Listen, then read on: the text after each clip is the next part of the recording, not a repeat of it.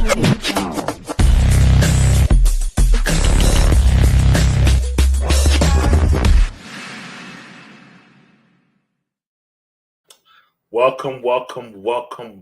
to another episode of One Mic Media. We are here today to discuss the first two episodes of Daredevil Born Again. Born Again because it is Disney bringing back the Netflix series after 7 years of an absence. So Born Again is indicative of what's actually happening. We got a brand new series. We all like Daredevil, and we want to get here to talk about it. Of course, I could not do this without my cinema crew, who you've seen with me for years. First and foremost, the first lady of the crew, my girl Chloe. What's good, Chloe? Hello. Ready to talk about this? Ready. Yeah, we'll get to her history with Daredevil in a second. Last but not least, my guy, all the ideas, facts, figures, and great opinions. My guy Josh. What's good, Josh? It's your boy. Yo, what up, Big Mike? Thank you for having us once again. Ready to talk about Daredevil. Was good. And the other member of the crew, he just texted and said he's getting set up, so he should be on soon. So we're excited about that. Daredevil Born Again. Just the history, as we know, it was a Netflix series for about 3 seasons. We saw him on several shows, Defenders, throughout the Luke Cage, Iron Fist, throughout that whole era, which was a great era, not just for the TV shows, but also for comic movies in general.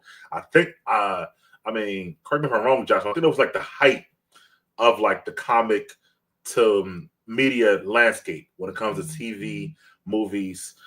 Its last season was the same year that Endgame or Infinity War Endgame came out. I think like during that year, like 13 through 18 to me was like a peak comic media. Would you agree? Absolutely. I mean, I think if it wasn't for the success of the Daredevils and the Luke Cages, and perhaps some could say Jessica Jones and and Iron Fist. Well, not really Iron Fist, right? But that the concept, Disney usually is going to take a good concept and apply it to how they do things, and I think this is a good adaptation. This is what we're about to review now. But the previous one, at that time, I agree. I think it set the tone for comic book TV shows, to be honest. Yeah. So back then, and Chloe, you might not know this either, but it was kind of MCU adjacent. So, you'll hear them talk about the incident from New York, but not mention it on those shows, what it actually was. So it kind of was like it's in the world, but it's not. And I said it to say now Daredevil was actually in the MCU. So we'll hopefully, as sooner or later, get to see some of those more Easter eggs of what's going on in the MCU, because it's a little bit different now that they can actually mention more things. You mean like that guy in the spider suit? Right, exactly. Even though that was a little too. But and I want to talk about that too when we get to it, because there's reasons about that. But yeah, they could even say that now, which before they kind of like had what they can't or can't. It was a weird time because it's like, we can mention New York, but we can't say, Loki. We can, what I mean? It's like it was a weird battle with Netflix and MCU, if I remember. So I'm happy that all the strings are off right now. They can say what they want to say. But as you can see, Chloe, Chloe's history is that she never actually watched it back. And I'm Chloe, why don't you tell your own history? I'm going to tell it. Go ahead. So we did the last show and we talked about Captain America, and then we had a really good audience. And then everyone's like, well, when are you going to do your next podcast? And I was like, well, what other shows are coming out? And then Mike's like, Daredevil. And I'm like, okay, how many seasons are there? And how much time do I have to catch up? And so it turns out there's like 3 seasons, and each episode is an hour long. So, that's a lot of hours. And it's a real hour. It's not a Disney Plus hour. It's a real hour. And some of them are even like an hour 11. Yeah, no. It's like some obscure time. So I'm like, that's 36 hours. That's a lot of hours. Also, I want to say, back then, to me and Josh's point, they were giving us 13 episode seasons. You see Disney Plus, we might get 6 episode seasons sometimes, like some of the shows that we saw, but they were like, no, these are 13 episodes every year. But I found it, and you're on the season finale club. I found it better to like flesh out the whole all the characters and the whole story. Like, how do you feel about that long of a season compared to what you see now on Disney I like Plus? long. I really like long seasons. Like I need 13 episodes if I'm being honest. Like I like that there's 13 episodes and I'm watching it on Netflix / Disney Plus because even though there's 13 episodes, doesn't feel like I could just binge watch in one day. Because it's a lot. It's a lot. Like there was a time I was just like, okay, I'm turning you off now. It's just too much. But I will say it's very gory. Okay. And it was funny because Josh had set it up on the TV for me initially, and I just kept seeing a Netflix logo, and I'm like, okay, babe, like I need to watch this. So I was like, I'm gonna just watch it in bed. We don't have a TV in our bedroom, but I was like, I'm gonna take my laptop and just like chill in the bedroom, watch it. And I couldn't find it on Netflix. I'm like, what is this? And he's like, oh, it's on Disney Plus. And I was like, all of this gore and violence is on Disney Plus. Like I'm surprised it's on Disney, and there's not even like a lock to get to it. I don't think so. That's kind of interesting, especially some of the themes and the violence was a lot. I was telling you before, I was like this half the time, like, oh, I can't watch. And then they showed the bodies. yeah, it's real. Daredevil gets real. Like even of all those other shows, because even Luke Cage, even though I like Luke Cage, it wasn't as gory as Daredevil. Like Daredevil gets real. He get busy. And then the thing about it is, okay, yes. So no, Deadpool and Wolverine, it wasn't as gory because it was like comic relief. This was straight up, I'm a drug dealer. I'm gonna chop your neck. I'm gonna chop your neck off in the this was bloodier than Power. Yeah, I agree with that. It reminds me of the Penguin. Yep, yeah. I saw a lot of parallels with the Penguin, and it kind of made Penguin a little. It brought it down a little bit for me because I'm like, oh, this story is just a little too similar. So that they bite off a Daredevil. That's how I was kind of feeling after I saw Daredevil. I was like, because I thought, thumbs up. I thought that Penguin was, and not to be off topic, but I thought Penguin was like so original and like this is a good story. But there were a lot of like very, very close similarities. So I don't know. I do like Penguin. I thought that, we're going to it now. I think this season, this new Born Again season reminds me a lot of Penguin, actually, more than like the fact that I haven't watched it in a long time. Okay. So maybe I watch it. So, but only because the New York aspect. I think that I'll think back then. And we'll get to it. But I think this episode, these two episodes, they really played New York up a lot. In these two new episodes. I think the one before they played up more just that certain section of Hell's Kitchen where he's from, but here it's like the more broader, so I feel like New York, but for a reason which we'll get to. So this episode, and you did watch, so you do see Foggy and Karen, so you see their relationship, which is good. I didn't see season 2. I know. Or 3, so I saw their relationship. Their 1. friendship. Right, their friendship. Right, exactly. So you see their friendship, how close they are as a group, I'll say, by the time you get to where you're at. Okay, so, which is why the first episode, first season, we start out with Foggy, Karen, and Spoiler alert. Spoiler alert for the new season that started yesterday. But it starts out with Foggy, Karen, and Matt. I guess leaving Nelson and Murdoch, their small law firm that they have, and it's going out to to the bar. They go out to the bar, one of those bars in New York full of lawyers and cops, which there's plenty of those and whatnot. One of the cops having a retirement dinner, which we'll get to him later on. But nevertheless, as Karen and Matt are talking, Foggy gets a call from some guy he's stashing. I guess he was a witness. I'm not sure what it was. When Matt becomes Daredevil and leaves, then we see, and this is bad for you, Chloe, I'm so sorry, but then we see Bullseye, who comes and he winds up shooting and killing. Josh, I get it. However, what he has now with the black chick is much bigger than Nelson and Murdoch. Hell's Kitchen is expensive. Soho's expensive. I get it. But Even back then, he had a loft. Like he a lawyer. They was trying to act like he was poor. yeah, they were. But anybody from the East Coast know that ain't poor. But he can't. But you can't say he came up in this season than he was back then. Like he got. I feel like the first season. Okay, I'm sorry, I don't want to cut you off, but it's like it's such a great perspective to see the very first season and to see this season because I skipped a bunch of years and I'm oh, this person's still alive.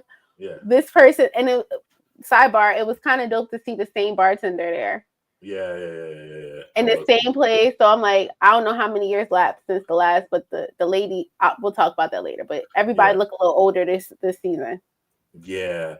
So speaking of that, Foggy, he gets killed, and at the same time he tries to match to the black lady. Foggy doing his thing. You kind of see Foggy's character. He's a little less corny. Yeah, and then in the first season a little bit like he had a glow up. I was can I say this? Yeah, go ahead. And I see Foggy, I was like, okay, he got a little glow up. he outside. He got a little money in his pocket. He got a little haircut. Okay, Foggy, I see you trying to talk to the lady. They ain't let Foggy rock for 30 seconds. And I'm like, dang, Foggy. You couldn't even enjoy this glow up, man. Right, that's true. And you do also hear, you don't know that. Well, you won't know either way. Because this happened in I think a Luke Cage or might have been even Iron Fist when he goes and works for that Hogarth lady or whatever like that. But that's not here nor there. But yeah, he gets killed by Bullseye. And I'm going to just say he's one of Daredevil's main enemies in the comics. I think he's besides Fist, he is his main enemy. We saw him being portrayed by Colin Farrell in the old movie with Ben Affleck, Bullseye. And now we see him in this right now. But he gets killed by Bullseye, presumably trying to get to Daredevil. He didn't really say why he killed Foggy, but I'm guessing that's why. He goes to shoot Karen, but then Daredevil saves her. This fight persists in the bar. Josh, I'm going to go to you now. How do you feel about them taking out Foggy so quick from a narrative perspective? And then, how the fight afterwards. Yeah, I'll be honest. Most things I don't go into, having hypotheticals, but this one I did only because Chloe was rewatching it. So I knew for Disney to have their own, they were going to have to completely break apart the trio. And it was just how they did it, right? It's kind of like in a soap opera when someone gets written out and they die or something. Some tragedy had to happen to where both of those characters were not going to be there. Because I think that was probably the main sticking point for the show to go forward. It had to be more Daredevil because I'll be honest, but for me personally, I like the story, but both of those characters were incredibly annoying. And it's like, all right, let's get back to Daredevil. At any time they're going through it, to me, it slowed down. It held the progress of Daredevil. Like I get why you need it for the character of Matt. I get that, but he didn't really need them. So I love the fact that they not that they killed Foggy, but they needed to. It's just simple storylines. You have to push the character beyond their breaking point, like to their breaking point, and then beyond it. So they had to do that some way, and I think they did it perfectly. And they sent Karen all the way to the West Coast, which is great. Made her cameo, and see y'all later, right? Made a little bit of money, and not good to go, I guess. So, Chloe, and I know you haven't spent 3 seasons with them, but you spent 1 with them. So, how do you feel about them killing off Foggy so early, sending Karen away? How you feel about that in this season? First of all, I have a comment on Karen. Okay. As an actress, I love her because she played in True Blood, and she was Jessica in True Blood, and I loved her in True Blood. So, to watch her as Karen, funny name. The best name for her character because she was problematic. Nobody wants to talk about how problematic she was. The first season, she got the black man killed. Okay, the reporter, because she wanted to, justice, whatever she thought that was. She was lying. She was killing, and she got other people killed, and she wanted to play Miss Innocent. So I didn't watch season 2 and 3 yet. So I'm curious to see where her storyline goes to fill in the blanks, but I was over at Karen season 1, and I love that the actress. Like, she did not annoy me in True Blood, but she definitely annoyed me in Daredevil because I'm like, He saves you. You killing people, even in self-defense. You're still a murderer. You trying to go around here acting like you're not. So I did like the fact that she was, and then even in this season, she leaves, but like she being a Karen. Like she really being a Karen. She's still being a Karen in this season. So her name is fitting, and I'm happy she's gone. And it was nice to see her cameo, but she don't need a full role. I like the new people they're introducing, and I'm curious to see where it goes.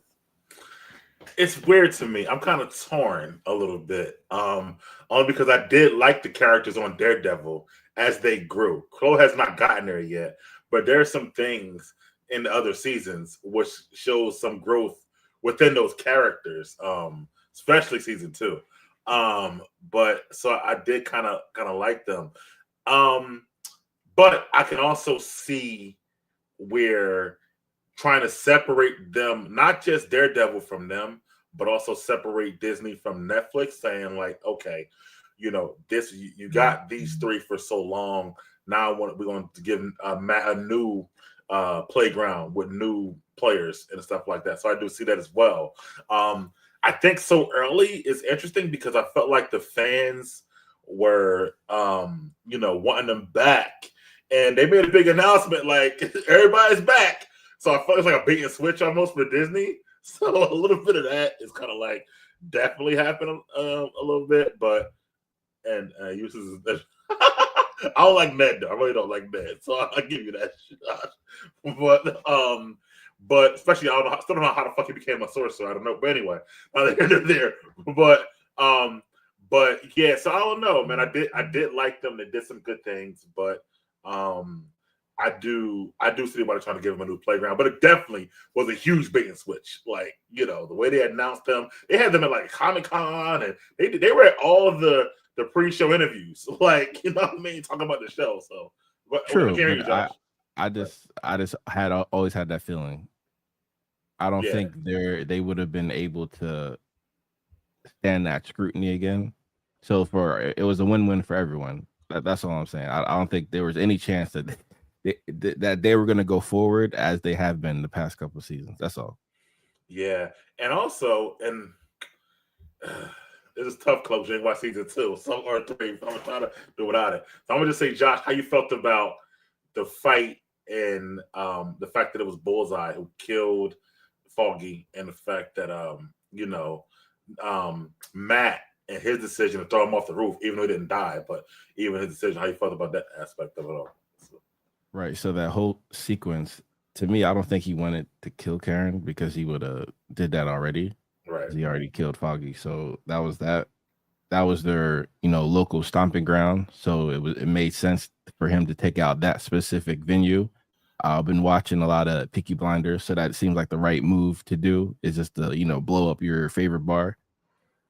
Mm-hmm. So that part makes sense. And then, again, that metaphor pushing, Matt / Daredevil over the edge. And he broke his main rule. The same rule that Batman has, no killing. Yeah. Chloe, how you feel? Go ahead. We good, Chloe? How you feel about the decision and the fight and all that stuff? Why are we going to try to act like Daredevil ain't already catch a body? Season 1. He's in denial. What is it, Josh? What do you call that? Cognitive dissonance. Yeah. When he fought the Japanese or the monk, the guy, the kung fu dude. Yeah. And he caught him on fire, bro. You killed him. Like, you fought him. He died. He's a lawyer. He know that if somebody gets accidentally murked, they go into jail because it's technically 2nd-degree murder or whatever degree it is. And that's probably even 1st degree because he fought him, maybe 2nd. But he's the killer. It's 1st degree because he chased him. He didn't have to chase him. It's probably 1st degree. Wait, I'm talking about when they were when they was fighting in the warehouse. Oh, I thought you meant on this season. I'm sorry. I thought you meant on first season. Oh yeah. Matt already got a body, so him throwing a boy off the roof, to me, that would be his. I don't know what happened season 2 or 3, because maybe it's some more murders that I don't know about. But he definitely, that would have been his 2nd body. Daredevil Born Again. Yes, please do so. And then how did dude live? I don't know how he lived, and I'm still curious about that. I mean, it was a pretty long fall to me. It's off a building, and then the last person season 1 he threw off a building. He lived too. Like how he just going around throwing people off of buildings in New York City, and they living. That don't make no sense. I thought he was a mutant. That's what I thought, Josh. You hit it on the head. But I don't think he's a mutant because Bullseye has never been that traditionally, even if that's trying to retcon it. But I do think maybe they have some kind of procedure that they did to him to make him have some kind of super something ability. Not an actual, like, mutants are born mutants. I think something happened to him to give him kind of special abilities besides his natural ability to like Bullseye, whatever. Mm-hmm. You know what I mean, which is crazy. I thought that I was going back to you're right. He could have killed Karen a long time ago, so I don't know if he left her alive for a reason at that point. I thought the fight, honestly, I thought the fight choreography wasn't at the level of previous Daredevil. I agree. And I think that, and they try to mask it with the smoke, and so like you can't see stuff. I don't know if it was like they were hiding either bad stunt guys or choreography or what. But whenever they have like a smoke-filled dark room, it's like, yo, what are you hiding? And that I don't like. When it comes to a fight, hold on, my man. Hold on, my brother from another mother. My boys, what's going on? What's good? You almost right on time, bro, as usual. Yo, and then they went to the hallway with the lights flickering, so it never gave you like a pure shot. So I felt like, and you could chime in here too. What I said was I felt like the fight choreography and the fight between Daredevil and Bullseye wasn't as good as the Netflix fights used to be. What you think about that? See, I don't agree. I feel like this Daredevil was more Daredevil. This is Daredevil. The way he was moving and flying up and chasing him and hawking him down, and he got the eyeball and he's scared running up the steps and all that. Yeah, that's Daredevil. That's how he's supposed to be. That's literally how he's supposed to be. Was it a little cheesy on certain shit? Yeah, I think that was too fast. I didn't like somebody the fact they use smoke and dark, so you couldn't really see all the fight. It's feel like they were trying to like something is not like if you go back to those hallway fight scenes and like the original Daredevil, I don't feel like it was like the same level to me, at least not yet. It could get better, but at least not. See, to me, all right. So with the Netflix style was it was gritty, and it was like more human based. With this style, it's more power based. So you're seeing more of the powers. My man over there flicking the blades, throwing the blades all fast. Yeah, man, that's how that's supposed to get down. That's Bullseye. Bullseye ain't supposed to just be hand to hand combating it with. Bullseye was always doing that though, bro. And I'm right. He was more. Oh, you know what? Hold on, Chloe. Let me do something real quick for you. Chloe has only seen season 1 of Daredevil on Netflix, so try not to spoil season 2 and 3 for her. Oh yeah, nah. Okay, yeah. All right, that's what I'm sure. Go ahead, Chloe. That's what to say. I got you. So, my perspective is I only seen season 1 and then I seen this season. So the first season and the last season. So in my head, it went from him actually fighting, right, real fights that were real intense and disgusting and like they felt real, to him wearing a suit flying across the thing. Because that's how CGI though. But the CGI stuck to me. That part, and I think they're trying to hide it with smoke. The CGI stuff, all the special effects were trash. I'm like, why is it like at certain points of this episode, I was like, that's definitely a green screen. Like, what are they doing? Yeah. Especially when they was on a rooftop. I'm like, y'all know you could just go to New York City. You really don't even need a green screen for these shots. Yeah, the CGI punch it. Yo, it was one where he punched the dude and his hand ain't connect and he flew. I don't know why, man. That's been the phase 4 issue to CGI. Like the people, they're not getting paid enough. I don't know what the fuck happened with the Marvel CGI. They don't need CGI. They could have just fought. It's a lot harder with CGI, especially the way they have to do it. So when they brought up Captain America 4, they brought up his cowl, right? When he was wearing the cowl. Yeah. Now I never noticed it because I wasn't there when they were filming. But when Anthony Mackie moved around, the cowl would open up all the time. Yeah. I did not know they was CGI-ing that shit to his face, where it didn't move at all, where it always looked like it was stuck to his face. That's all CGI. That's all CGI. So why they make his muscles tighter? No, we ain't going back to that. We ain't going back to that. Josh, hey. Hold on. Let me get Josh here, because I know you spoke about Daredevil's ultimate choice, which I get No back to with E. muscles. But Josh, how you feel about the fight choreography so far, and this compared to before, or just so far? So. White cat, muscles. Black cat, no muscles. It looks like his shirt wrinkled. Blame it on Hasbro. Yeah, right. Made It's choice, wrinkles. Go ahead. It's crazy. So I think. But yeah, I didn't. To be fair, I'm looking at the Netflix one as his own work of art. This is its own. This is the the 616 or the MCU version of Daredevil. So I'm just going to compartmentalize them, and I'm going to discover who this Daredevil is. And I think it's going to have to do more with the storyline than perhaps fighting per se. Okay. And perhaps how there's parallels with real life. Yeah, because I feel like the people that are complaining because Daredevil isn't fighting more humanly, but he's not supposed to. He is a blind guy that last fight on the roof, in episode 2, which we'll get to. I thought he was human. How is he supposed to catch up with Spider-Man if he's not the way he's supposed to be right now, like he is in the 616? You got to remember, he's going to be dealing with other characters now, and it's not going to just be him, Luke Cage, and Jessica Jones. It's going to be a whole world of characters. Well, I said that. A lot of them got power. Now he's in the MCU, so he'll get the full playground you'd be talking about. Go ahead, Chloe. You got something to say? I got two things to say. Number one, he had in Daredevil season 1, he beat that Shanghai dude up. Yeah. And he was a skilled karate master, whatever. So it would be realistic for him to keep up anyway, because I see his skills. Yes. I see his skills even without all the stuff, the suit and stuff, right? Mm-hmm. So it makes sense to me.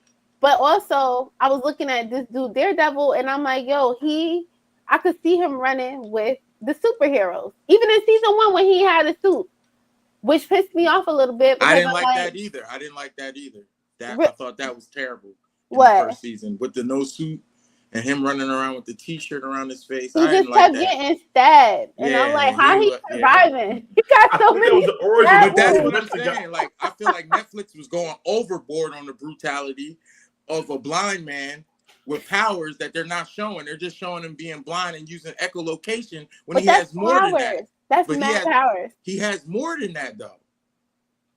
But even in the comic books, he used more than that. He can't fly, but he was on the roof catching up with Spider-Man. Now, look what Spider-Man does and the power Spider-Man has. And if you look at Netflix Daredevil is not keeping up with Spider-Man. Okay, let me say this. 616 Daredevil is keeping up with Spider-Man.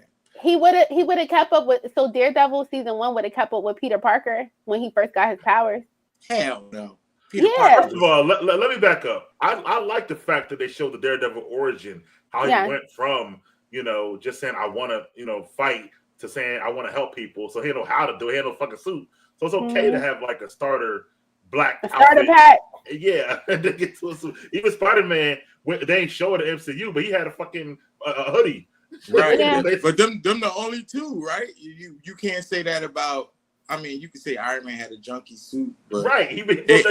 Compared to what he had, compared to what they had, is still way better. Even Captain America, I mean, Cap had no power. Cap had the cheesy suit too. Yeah, it's okay to like just kind of like build it up, because I mean, I'm sure Chloe will know because it's not even a spoiler, but you'll see him in a suit in later seasons, obviously. So it's like right. It's okay. But back to what you missed the part I want to ask about. Because you watched the earlier season, so you had a full 3 seasons with Foggy, Karen, and the characters. How you feel about them taking off Foggy so quick and getting rid of Karen right away in this new series? I mean, all right, it's just the style of the way they shot it and did it, where it was lacking to me of like, oh, they killed Foggy. Like I didn't have that feeling about him dying. But I did feel the rage of Daredevil still, but I just ain't had the feeling about him dying. Like I didn't even care for real that he got smoked like that. Even though we should have been able to care because we seen him for all them damn seasons. So I feel like they got a little stuff to work on for real. Yeah, I think it's hard because the last season of Daredevil ended 7 years ago. So Correct. So it's like your care for them is not going to be what it was back then because it's so long ago. And it's like, oh, okay, you know what I mean? So, and that might, have a hard time with some. I mean, it might be better for new audiences than older audiences. Oh They might yeah, be like, for oh, sure, okay, for sure. it's just a new dude. The kids was and all. They were like, oh, I didn't know he. Yeah, the old audience might be like, yo, like, but blah, blah, blah. So I think it could be a difference, but. Anyway, moving forward, I was also asking before I get back to you guys about his choice to throw Bullseye off the roof. Loved it. He didn't die. Loved it. About that? I loved it. I loved every bit of it because that's the shit I'm looking for. That rage and the power settings. I know for a fact when you threw him off that damn roof, his ass wasn't dead because one thing I know about Bullseye is Bullseye has an adamantium exoskeleton in his body. Now, I don't know if they're going to go as far as saying it's adamantium. But like I said, they're sticking with the material more than the Netflix shows. The Netflix shows made up their own material. I didn't like that. You know what's funny? Josh said that maybe he was a mutant before. I think he said, super healing. He was a mutant. And I was like, no, he had a procedure. He's not an actual he had a procedure, and they put adamantium in his body. Yeah. And that's that's why when he hit that ground like that, you thought he was dead, and then he popped up and right. Yeah. Okay, that makes sense because I was like, how he didn't die? And he's like that in the comic books. Is the adamantium? Is that the name of the new thing? The new metal, right? Okay. So they're gonna play around. I don't know if they're gonna say he got that in him yet. I don't know how they're gonna do this thing full circle. I don't know what they're gonna do yet, but. As far as that, I mean, I don't know, but I think they are too. But I don't think, even though he got double life or whatever he got, we'll get to that. I don't think it's the last we're gonna see of Bullseye at all. Hell no, he got more than double life. He got like lifetimes 11. Yeah, and not to mention, like they already got signed for season 2, maybe even season 3. So I'm pretty sure get pardoned. He gonna get pardoned by the new president. I'm sorry, I like this Bullseye better than I like the Bullseye from Netflix also. Bro, same dude. Yeah, I know it's the same dude, but I'm talking about the power set. Oh, okay. The way he was going, like with this, like even the man on headshots, like the boy was gritty. He was gritty, man. I liked it. I'm sorry. I really enjoyed that. I missed one more thing happened. That fighting. One more thing happened. I want to ask Josh, and we'll see it later. The cop, the retired cop, he saw Matt take his mask off, even though it was his day of retirement, and decided not to turn him in, but ultimately wound up working for Matt as a private detective. How you feel about that choice of the retired cop, Josh? Yeah, it made sense. It gave, the retired cop something to do, a new challenge. And, at that time, the city cops were so corrupt, like half and half. So it's like you probably feel like you could do more out than you can in. Yeah, how you like their relationship, close so far? Matt and this cop, was retired cop. I don't know his name. I thought it was interesting that he saw him. First of all, I thought it was interesting that he took his mask off. Yeah. And threw it off the roof. Like, what if somebody comes upstairs? You just going to backflip off the roof? That was, I get it for the plot. Like, it's for the plot or whatever. But I'm like, why would he take his mask off to cry? Boy, keep your mask on. You got a city to save. Okay, that's what I was thinking. Yes, it was illustrating his distraught. I get it. It was for the plot. It was for the story. But I thought it was cool. Like, you always need like a vigilante helper, and it was interesting. What can you say? You know what? For me, it was on par because people try to sometimes compare Daredevil to Batman, sometimes different ways, but Matt is not really a detective like Bruce is. So I'm happy he got his own kind of like detective for him because he's not really a detective himself or whatever like that. All he got to do is stay in place. He got some skills. He got some skills. He be tuning in. He's more of a detective I feel he's anybody. better than Batman. No. With the powers. No. With the power set, he can hear people. You don't have the resources. He do. You know why? Because he has hearing. He has the powers. Right. Yeah, he got power. He don't have the resources. Batman can tap into the supercomputer. He's a billionaire. Josh, he don't need a computer. Right? Nah, we ain't about to brag about no tech and no human. Please don't. Go ahead, John. Not the way you did. Nah, I won't dignify this with a Thank response because Thank of you, how Josh. preposterous it is. The court throws it out. Josh So- with me, bro. That's crazy. No, Josh like Batman. So Josh I loves can't- Batman. Josh love Batman. But But I Josh like know what I'm talking about. But I if like you're the gonna fact- give Batman that love, you got to give all the humans that got tech that love. well, we can't give Captain America Tony the Stark, same. right? Green Arrow. Trash. The stuff that Matt was asking the cop to do, Batman would have done on his own. Like, go find the information, shit like that. Like, Yeah, but Batman the wouldn't have been able to detective. walk in the street and just track a motherfucker down like that. I mean, you And talking here- about his actual powers. Like, I'm talking about his detective skills, though. I'm saying, like, Matt's a detective by default because he kind of got Yeah, because he got the or whatever. powers. Yeah. Right. Well, hold on. Matt- Bruce is more famous than Matt worldwide, and he's still able to be Batman. That's true too. So, Well, that's but I because just want they to get wrote into that that argument. Bruce is rich and Matt isn't. That too. Yeah, But That's Matt's what we blind. said. Right. But my whole point was I can see why Matt has that guy because he's also being a lawyer by day, where Bruce got all the fucking time in the world. That's another thing. Right, just to And- play around. Yeah, And he got money. Like, my thing is, if I were to choose, if I could be one of them, of course I'm gonna choose Batman because who doesn't want to be wealthy? But I would I choose would- Iron Man. well, I'm saying between Batman And Daredevil. and Daredevil. Yeah. Like, I don't want to live in Hell's Kitchen. Right. I don't want wanna to. be blind I don't want a either. job. Who wants a job? Like, I got superpowers. Why don't I go to work? That don't make no sense. Yeah. And we'll get to his job because they did more of that. But next, though, we get E. You touch on this one. We get Vanessa, Mrs. Fisk, back from the previous series, and Chloe, you already met her, so it's not a spoiler. But But now I don't it's- know. I know it's some beef between them, but I don't know yet. So don't tell me. I'm not telling you that. I'm just saying you know her. But now what we do see, though, is that while Fisk's absent, she is not only taken over, but she has elevated this crime syndicate. She's meeting with the 5 families.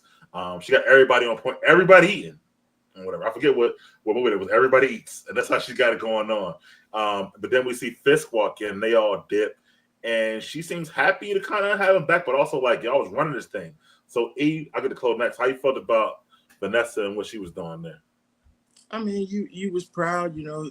Kingpin was out the light. You was running shit, you know. But when the boss come in, man. I don't care. That man presence is real good, man. Like like I said, when he walked in there and everybody walked out, I was cracking up on that. I was like, yeah, they know what's up. They know who that is. Like, Yeah. I don't know. I really feel Kingpin was done pretty good, man. For real. Like I feel I don't know if they're going. I hope they stick with his power set too. That's another thing I'm hoping they do. Well, I'm gonna get back to you on Kingpin. Chloe, how you felt about the Vanessa part of it and her where she was, you know, at that moment? I'll say. I love Walter Fisk. I love his character. Mhm. Wilson Fisk. Wilson, That's not yeah. Walter. I'm calling the man Walter, Lord. Wilson, Mr. Wilson, he's a great bad guy. Like, I Yes. I low-key want him to win. As crazy as he is, I want him to win. And I'm like, why do Daredevil have this beef with him? First of all, mind your business. I'm just saying. Mm-hmm. It's going to be drugs in the city. Ain't like the drugs going nowhere. He's just the person at the top right now. Secondly, I thought it was interesting to see his backstory, season 1. Mm-hmm. I love that him and Vanessa got together. She's psycho. I could tell she was psycho when she was into that crazy stuff. So I don't know if season 2 and 3 goes into her backstory, but I'm pretty sure her father or something probably was a drug dealer or something in that realm, which is why she was attracted to him. But I like the fact that they still got love for each other, and it's like an unspoken respect and love. And I'm sure they've been through some stuff that I don't know yet, but you can tell. And the acting is really great. And I like him, even though he's older and she's older, they still come in the presence. So it's lit. I like it. I'm here for it. I'm glad they didn't kill them all. Josh, how you feel about that scene where Vanessa was running the show until let's say Fisk came back? You know, at first, it was definitely respecting the boss, but really it's probably more fearing the boss. So I thought that was interesting because she brought that point up, you know, which I agree with. To be fair, I think you can probably have better results with loyalty than you can with fear. Even though fear is a great motivator, especially in that and on that side of the world. But for me, I thought it was great to No. see, you know, it actually reminded me of Austin Powers when his partner number two makes them an incredibly profitable company, but he's like, nah, I still want to destroy the world. So that was basically that. He just ran for mayor. That's what it reminded me of, Dr. Evil. Yeah, no, I like seeing the five families, and I hope we see them more in this series. And I like that she's commanded that leadership, and she had them all still doing well, and that should tell Fist that he can trust her because they didn't fall apart. But I do agree with E when he came back. Okay, command and respect.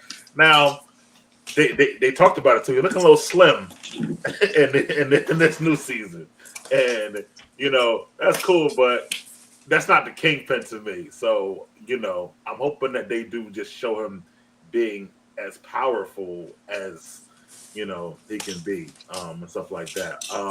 So I didn't realize that was Kingpin until this episode. Right. I was like, oh, that's Kingpin? Yeah. They said he called him Kingpin when they were at the diner.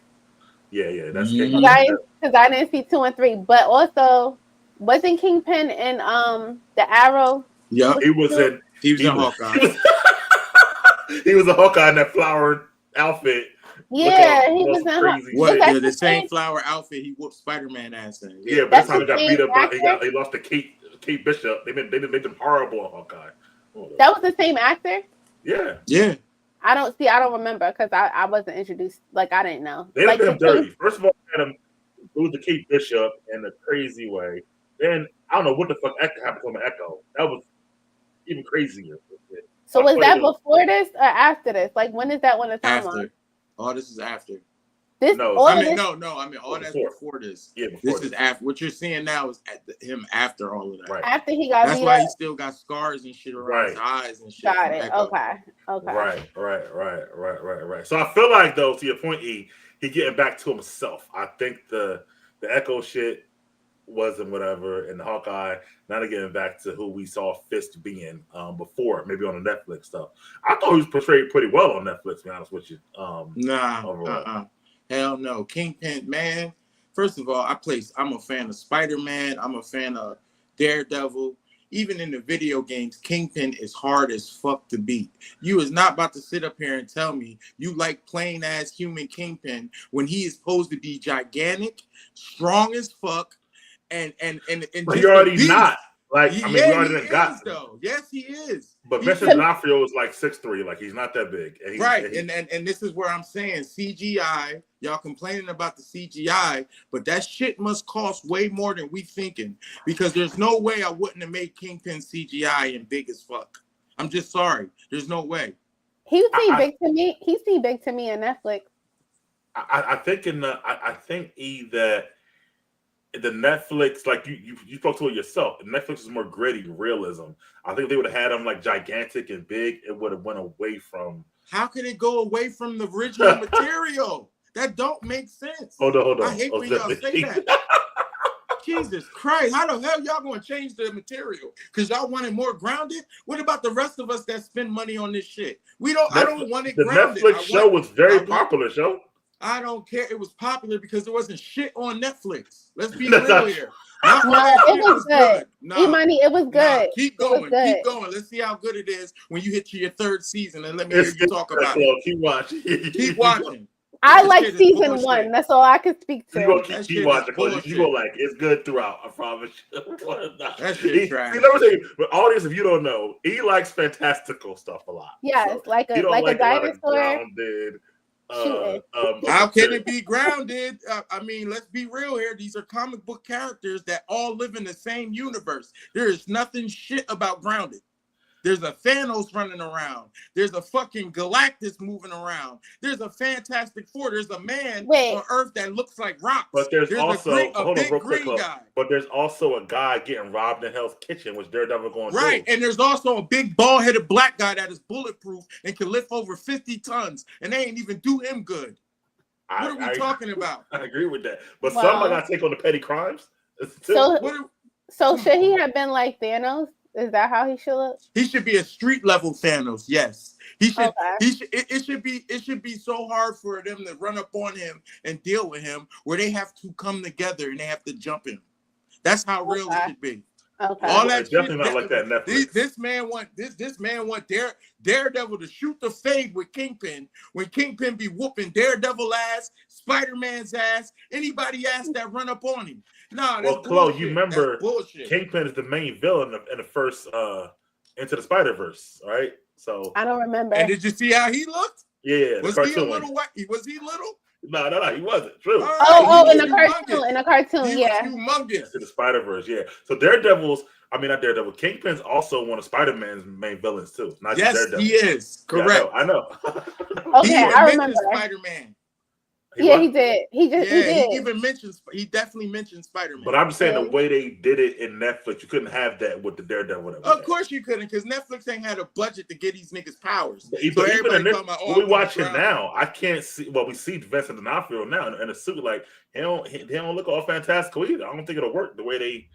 They did it in Hawkeye, so I'm pretty sure they gotta level him up some type of way. They have to. Yeah, they should be in the new Spider-Man. This is 616. They have to. Daredevil Kingpin again. I agree with that. Yeah. Especially if they keep it like Spider-Man back to being in New York rather than other things he was doing and stuff like that. So I could definitely see that. And we haven't seen Daredevil. Move forward. Now this is my worst part of the 2 episodes. I mean, I guess it was okay, but the BB Urick and her street interviews and stuff. I guess why was her camera foggy? Like it's 2025. She ain't got an 8K phone. Like I didn't understand that. I see what they were trying to do, but like but even the people were saying the same thing over and over again to me. Like so, I don't know. I want to ask you, I guess, Chloe, since you already started, how you felt about her doing these little street interviews to add. I don't know if they were supposed to be like adding exposition or what. How did you feel about it though? I mean, let's just call out the elephant in the room. Like, and I'm so tired of seeing politics in TV. I'm so over it. But this was literally about our current situation. Yes. Like all of it. I'm like, I feel like you watch TV for escapism, especially like Marvel. Mm-hmm. Wow, now people want to bring up escapism when they want regular people.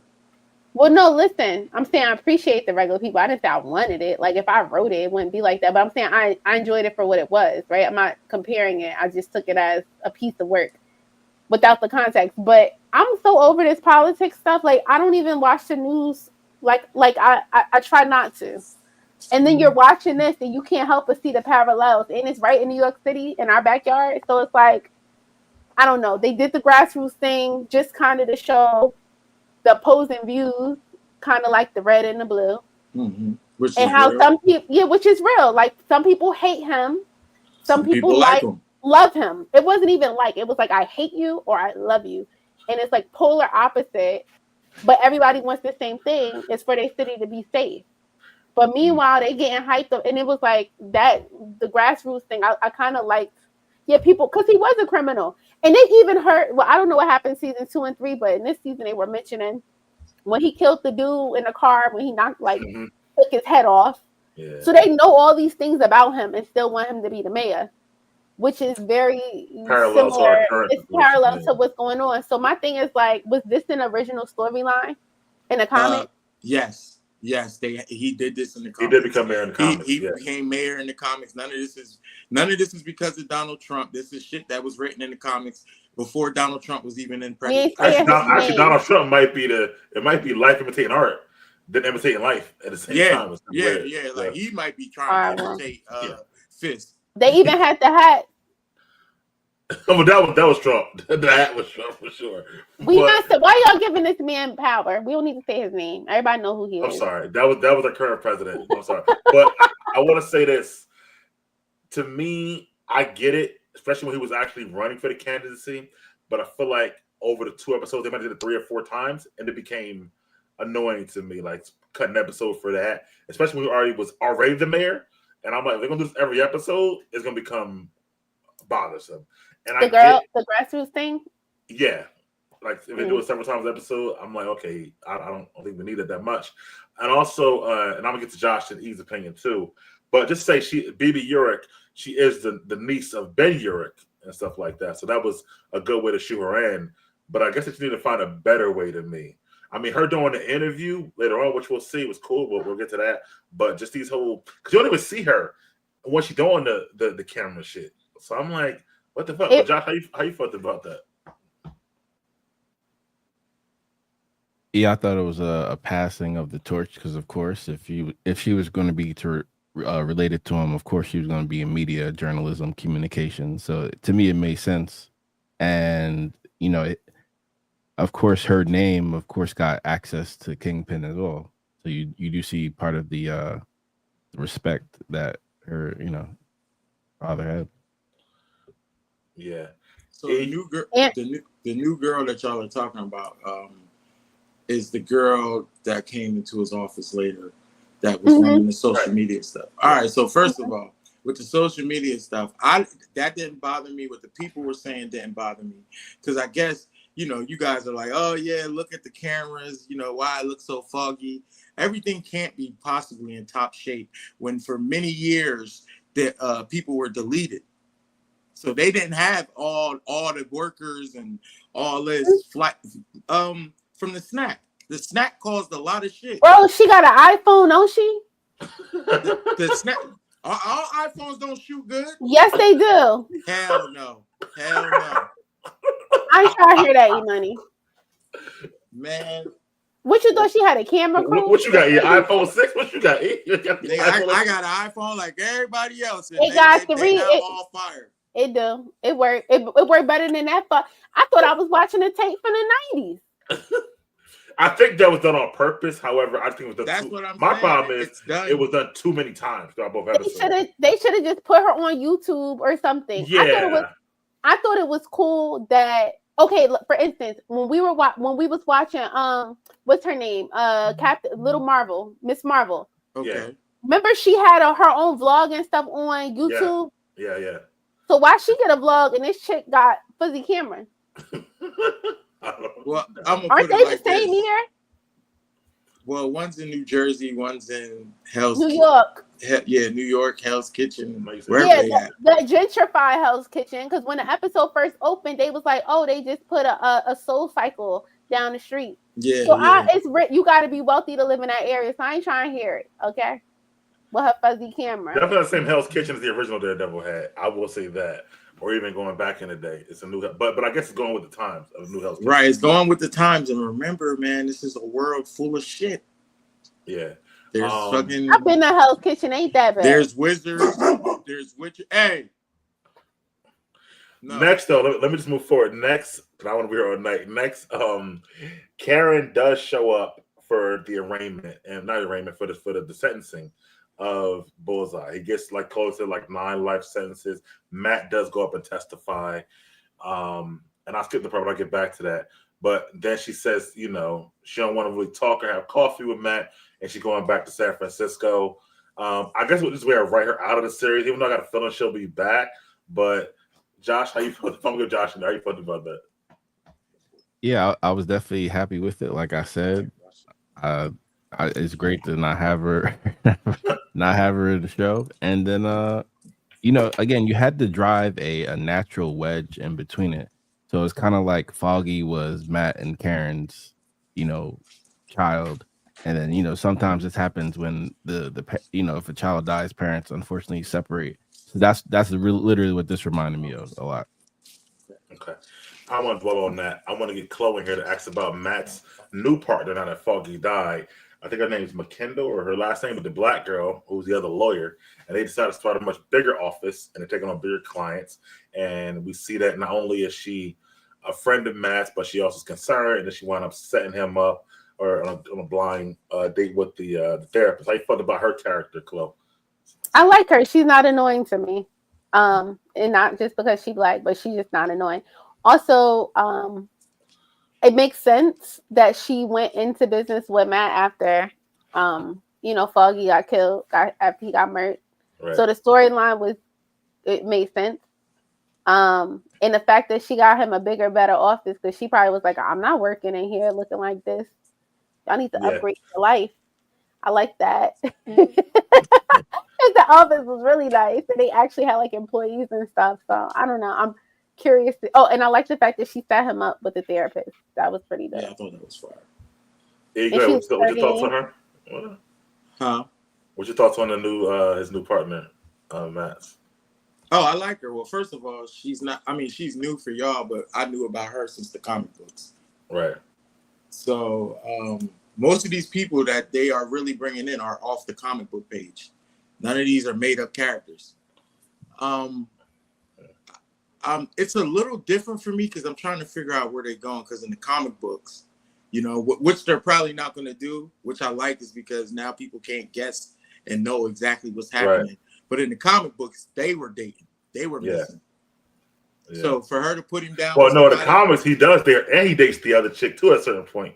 He dated the other girl. Oh, but Matt, first of all, Matt's a hoe, a blind hoe. Matt get that. Yeah, Matt get draws. Matt get draws.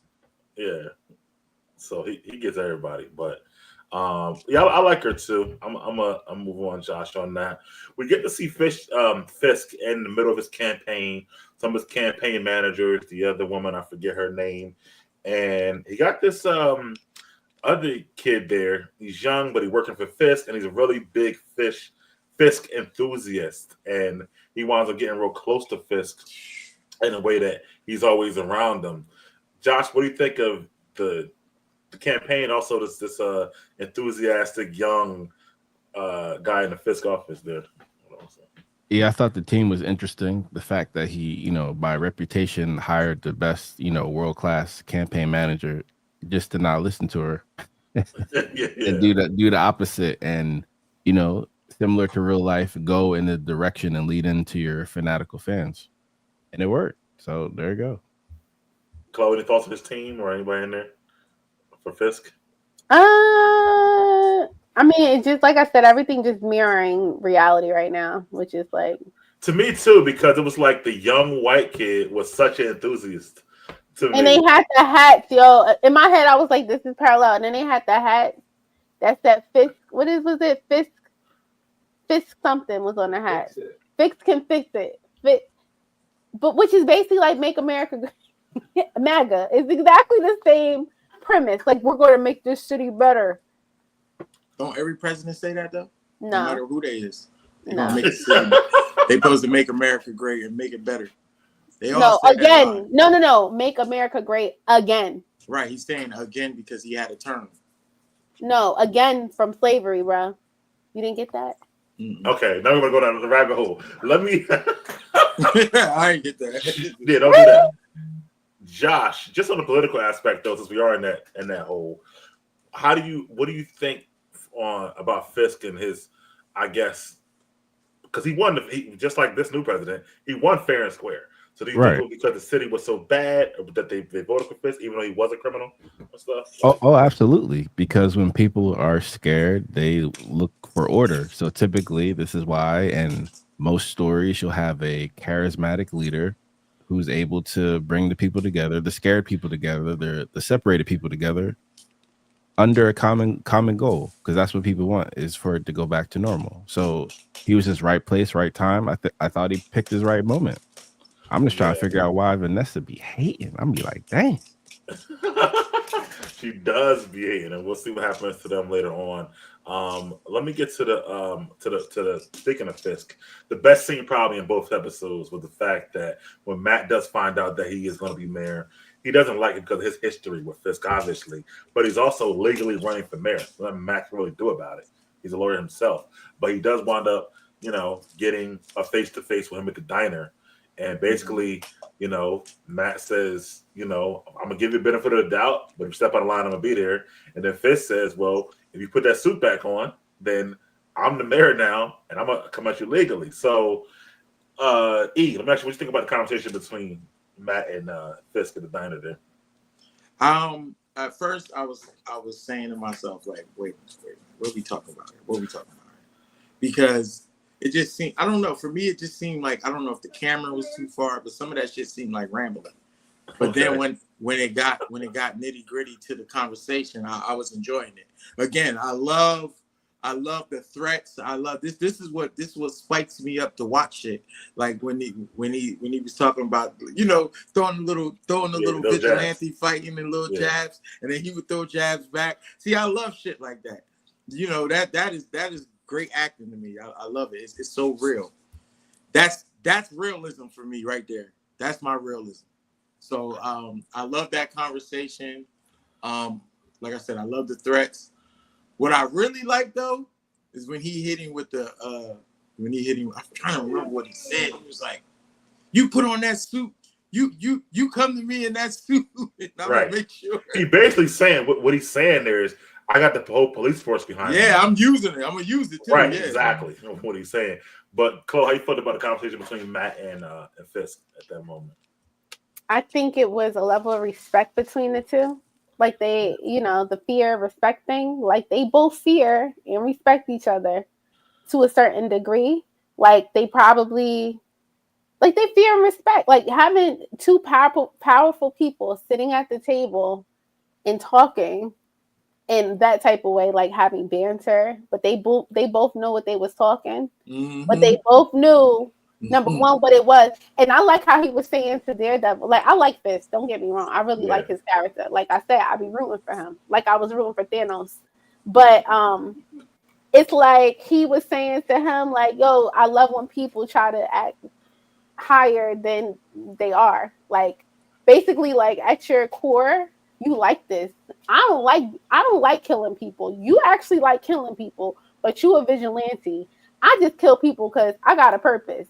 So they both killers, or hurt. Well, I don't know if I think he a killer. My thing is, I think he a killer. Okay. And but yeah, I thought it was dope. I like that they sat at a table and they had coffee. That was powerful to me. Yeah, Josh, your thoughts on that conversation? Yeah, I agree. An incredible scene, and it's great to see them. Like E and Chloe was saying, trying to outwit each other and see if they can get the other person to crack. Right. Which is very interesting because both of them have already been broken. So they're both trying to put their pieces back together. And I feel like for these two characters, them as enemies are part of who they are, or perhaps part of who they try to pretend not to be anymore. So it's going to be interesting how the story is going to bring both of that side out of them. And it'll be interesting if there's going to be a Fisk, Red Hulk moment, metaphorically. Yeah, I get what you're saying. And another thing I like is Charlie Cox, his acting. And what I mean by this is he's a blind guy, and he does play the blind guy pretty good with the eyes, the way he moves his eyes. But you can still catch some of the facial expressions and the way he's, when he catch bullshit. You know what I'm saying? Like that, man, that nigga, he got it. He's nice. Charlie Cox been good since he was on Boardwalk Empire. And Charlie Cox is definitely a good actor. I'm happy that he got brought back. But this is his role, right? Like he is Daredevil. Yeah, he's Daredevil. Yeah, for sure. Boardwalk Empire, great show, by the way. Josh, I don't know if you've seen it or not, but definitely a great show. So for me, it reminded me of the scene between Pacino and De Niro and Heat, also at a diner, ironically, where they finally talk, and De Niro's the robber, Pacino's the cop, and stuff like that. And they both do the same. They throw shots at each other, and he's like, but basically De Niro's like, it's my job to rob banks, it's your job to catch me, basically. And it's kind of similar to that in the way it was. And I like how they framed it. I like the conversation. And I like that, Fisk is basically, to me, going another route. He's like, I'm going to be the mayor now. So it's basically trying to make him feel like he's untouchable on a legal and illegal fronts. And I feel like close, especially with vigilantes. Them to be friends. Yeah, especially with vigilantes. It's the difference when Avengers are at your door and street vigilantes. That's a big difference. Yeah, I agree. So we go to episode 2. The episode kind of ends after they go on a walk with the D. Not much to talk about. But episode 2 is where we get the kind of the plot through line of the series, and we see Hector Ayala, aka White Tiger, which is from the comics. But we see him in his regular outfit going through the subway. He sees a fight. He goes to break it up. One of the guys get killed. Turn out there was a cop. Cops, he get arrested, and let me go from there. E, how you felt about that scene? And learning about the whole thing. So at first, I ain't gonna lie, I was confused what was going on. I thought it was some bad guys roughing up a motherfucker and shit like that. And even when he tripped over him, it was just so fast. I had to rewind that again and watch. Son can kick some ass now. He can kick some ass. He definitely kicks some ass. But my whole thing is, why the fuck you motherfuckers ain't say y'all were cops? Right. You get what I'm saying? And when he said something as a concerned citizen, right then and there, y'all was supposed to say like, "Hey, we police. Mind your business." Y'all ain't do that, so we already know something. That's why we know it's more to the story. Right. What's going on? But I'm just going off of just me seeing that part. You get what I'm saying? I don't even want to talk about the future part yet till you get to it. But and shit like that be happening in real life sometimes. The way that shit went. So all right, Josh, I don't know. It's a good story to add to it. I like. Oh, before I get to that, E, you want to because we do find out later before we even get to that. No, I'll wait for that. E. Josh, you want to your thoughts on the fight in the train station and him trying to be a concerned citizen? Yeah, it was cool. It was cool to see. I guess more the character of this new who we find out later to be the White Tiger. So I thought that was interesting. That's kind of his instinct. It looked like the reason why he even became that vigilante was for this type of scenario. So it was cool to see him and be very authentic in that way.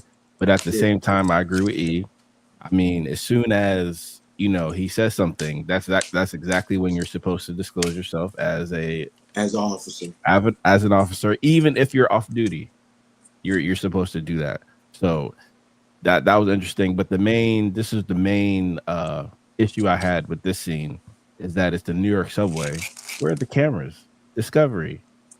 Wow. On camera, you'll see they never identified themselves. They didn't bring out the shield. He only brought out the shield because he's getting his ass kicked. Yeah, and after his friend got squashed and then got killed. Right. So again, this should be thrown out quickly.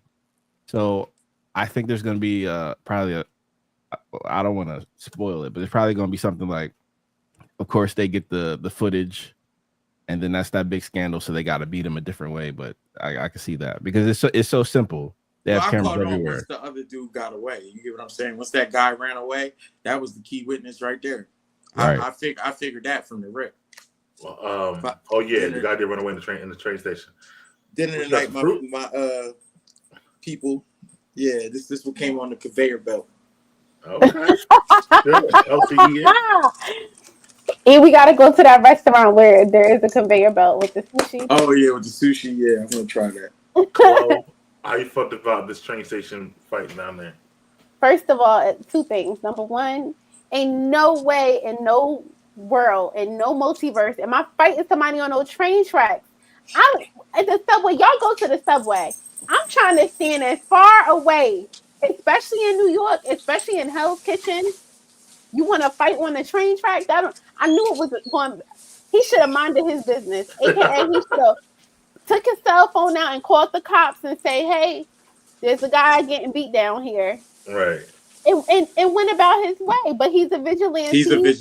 And he wanted to do, his thing, and that's what he get for being a vigilante. Now you locked up. Now, do you feel he wanted to do his thing? Because I feel like only time they want to do their thing is when they suited up. But he wasn't suited up, and he should have called the cops. I'm with Josh. I think it's his nature. I think him. Yeah. On a train, he ain't okay. Let me say this: if he was Daredevil, that would be different because he got super fighting powers. But apparently, this dude can't fight unless he got his emblem on. That's what I figured out from this episode. What he said, so what is you doing? He's doing the most. He get his ass beat in jail right now without the suit. So guess what? You're gonna be sitting. you're gonna be sitting right in there because who told you to be? That's like that's like when Captain America ain't have his suit. You should be doing nothing without your suit on. Trying to play my boy, yo. Trying to play my boy. Not a daggone thing. You So- should be sitting there. You So should he have. shouldn't be doing nothing. And he know karate. He be kicking and flipping. Oh. And It ain't helping him. It ain't helping him in jail right now. He gets his ass beat and shit like that. First of all, it's not helping. He even got his emblem in my head. I'm like, dang, too bad he can't have his emblem in there. Like you heard what he said. He nah, like to give. I think the emblem give him strength and shit. yes, so. that's what he said. He said Yeah. that he don't even need the suit. But why you just like Captain America? Why you ain't got your suit in the trunk like the him in the trunk? This dude, you should be wearing your emblem. He said emblem. Rikers getting fucked up every day, so Yes. he needs something. He said he getting beat up by the cops right and the inmates. He better act like Punisher. Shit. He can't do nothing in He there. better act like Punisher. You see what Punisher did in jail? Apparently, this character needs his amulet, but he do look sick though. He do look sick because he getting beat up every day. Well, there's something else wrong. No. Yeah, I'm touching that. The actor, he's actually died. He died. He died. I saw in real that. life. I saw that. And that's not a spoiler. Yeah, he died. He's actually had cancer while filming this. He's also in All American. He's coaching All American. That's how I know. He died on that show too. Yeah, so he died in real life actually. So yeah. So are they going to add that? Is he going to let them add? You know, some actors are strong enough to use that in their stories. They use it on All American. I don't know they're going to use it. I don't know if they're going to use it on this show. But, okay. But maybe that's why he get his butt kicked. Because remember, Daredevil was listening to him, and I felt like because if you see him in like 3 years ago on All American, he's way more stout. But I guess the chemo, way more bigger and shit. Yeah. Chemo be the one doing the shit though. That's the sad part. Yeah. So to treat the shit be killing you. So for this show, I don't know if he died in the middle of the season or not for this show. I don't know. But I know he died. He died before they finished the last season of All Americans. They had to do like a tribute show for him or whatever. So I don't know. Yeah, because I saw the tribute they wrote for him and shit. And I was like, damn, he died. But they did. Where did they write that? At the beginning or end? At the end of the second episode. Yeah. I didn't see it. You ain't see it? Yeah, it said tribute to da da da da. I think and I was like, oh, that's him. 8 months ago in real life or something like that. Damn. Yeah, but that's probably a big break for him too. Like, you know, to be on, like, because he would have been the White Tiger moving forward in the MCU, so it kind of sucks a little. I just like that Disney lets these guys get their worth out of life. You get what I'm saying? Like Chadwick, like him, like these, you know, just to experience that and enjoy that, and then even if you pass this to you, you're like, oh man, I did a lot already, to be honest. You know, so I appreciate them for that, and that's why I don't kick them to the curb when they make little mistakes. And another thing, what's up with the hate train? What transvestites were in this show? Because I had watched the video, and I watched the video, and they were like, "Oh, the new Daredevil's woke. It's trash." They even had trans men working on it. Yeah, working in the show. We just don't know who they is. Were they? Well, maybe they. I would ask you a question, because we don't know a lot. I don't know a lot about White Tiger, so you know what kind of powers. Yeah, it's basically just an upgrade to a real tiger. Yeah, like all right. So you see how Black Panther can do shit, but it's not as powerful as Black Panther though. Okay, it's more like a street version. You get what I'm saying? So when you see them use that amulet and stuff, just picture like, all right, it'll give her superhuman speed a little bit, maybe faster than the average human, stronger than the average human, more durable than the average human, but not more durable than like Cap off a super soldier or some shit like that. Yeah, because I was looking at house. Whoever wears that amulet should be able to keep up with Spider-Man. Yeah, what's the amulet? So maybe Daredevil going to take his amulet. I think it's a police evidence I don't now. think he need it. He don't even need it. You see what he was doing? First episode. Well, he still was getting stabbed and jabbed up. Oh, every episode he gets stabbed. He gets stabbed up and shit. He gets ass whooping in Netflix too, almost every episode. He gets his ass whooped a lot, Daredevil. Yeah, he gets his ass whooped a lot. He fights. Yeah. He don't quit. That's what makes people that's what makes people fear Daredevil, is because he don't stop. The only person that got him to stop in a fight is Wolverine, because he realized I can't beat this. This nigga keep healing back up. He keep, you know what I mean? Wolverine just kept healing, and he was just too powerful. He was just way too powerful for him. But he still fought him. That's the crazy part. Well, speaking of Matt decides he's hearing in the police station that they're roughing him up again after this whole thing. That was fire. And he decides to defend him, even though Matt is not a public defender. He works at a much bigger law firm. He decides to defend him, and he talks to his partner to, doing it too. Even though the retired cop, like, are you sure about this? So, Josh, get you back in here. How you feel about Matt's choice there? Yeah, I agree. And similar to his client, this was in Matt's nature to do this. This is why him and Foggy literally became attorneys so they could do that, as we saw in the previous seasons. So to me, this is in Matt's wheelhouse. And I'm actually surprised in the sister being upset with him doing that, because that's essentially pro bono. And the massive law firms always love pro bono. So I was just surprised that was her argument, But I get it. It was the cop killer case. But that, still, if you it's a vigilante case. Exactly. Plus and if you win it, but if you win it, you're set for life. But you can see it was. I just felt her argument was all right, because I felt like she was saying, like, oh, I like hard cases. But this right here, this might fuck up our career. This might give us our first. Wait, going against NYPD. Going against NYPD, and you seen how the judge was acting, and you know what's crazy? That is real life shit. Yeah. They take the side of the cop immediately. Yo, the NYPD is like the mob. Like, they really are. They really are, yo. You see how they be talking to dudes? Like they walk up like gang, like what's up with you, yo, right, yo, like you be like, oh, right. Chloe, how you felt about him deciding to take the case, and her pushback ultimately, but him ultimately doing it.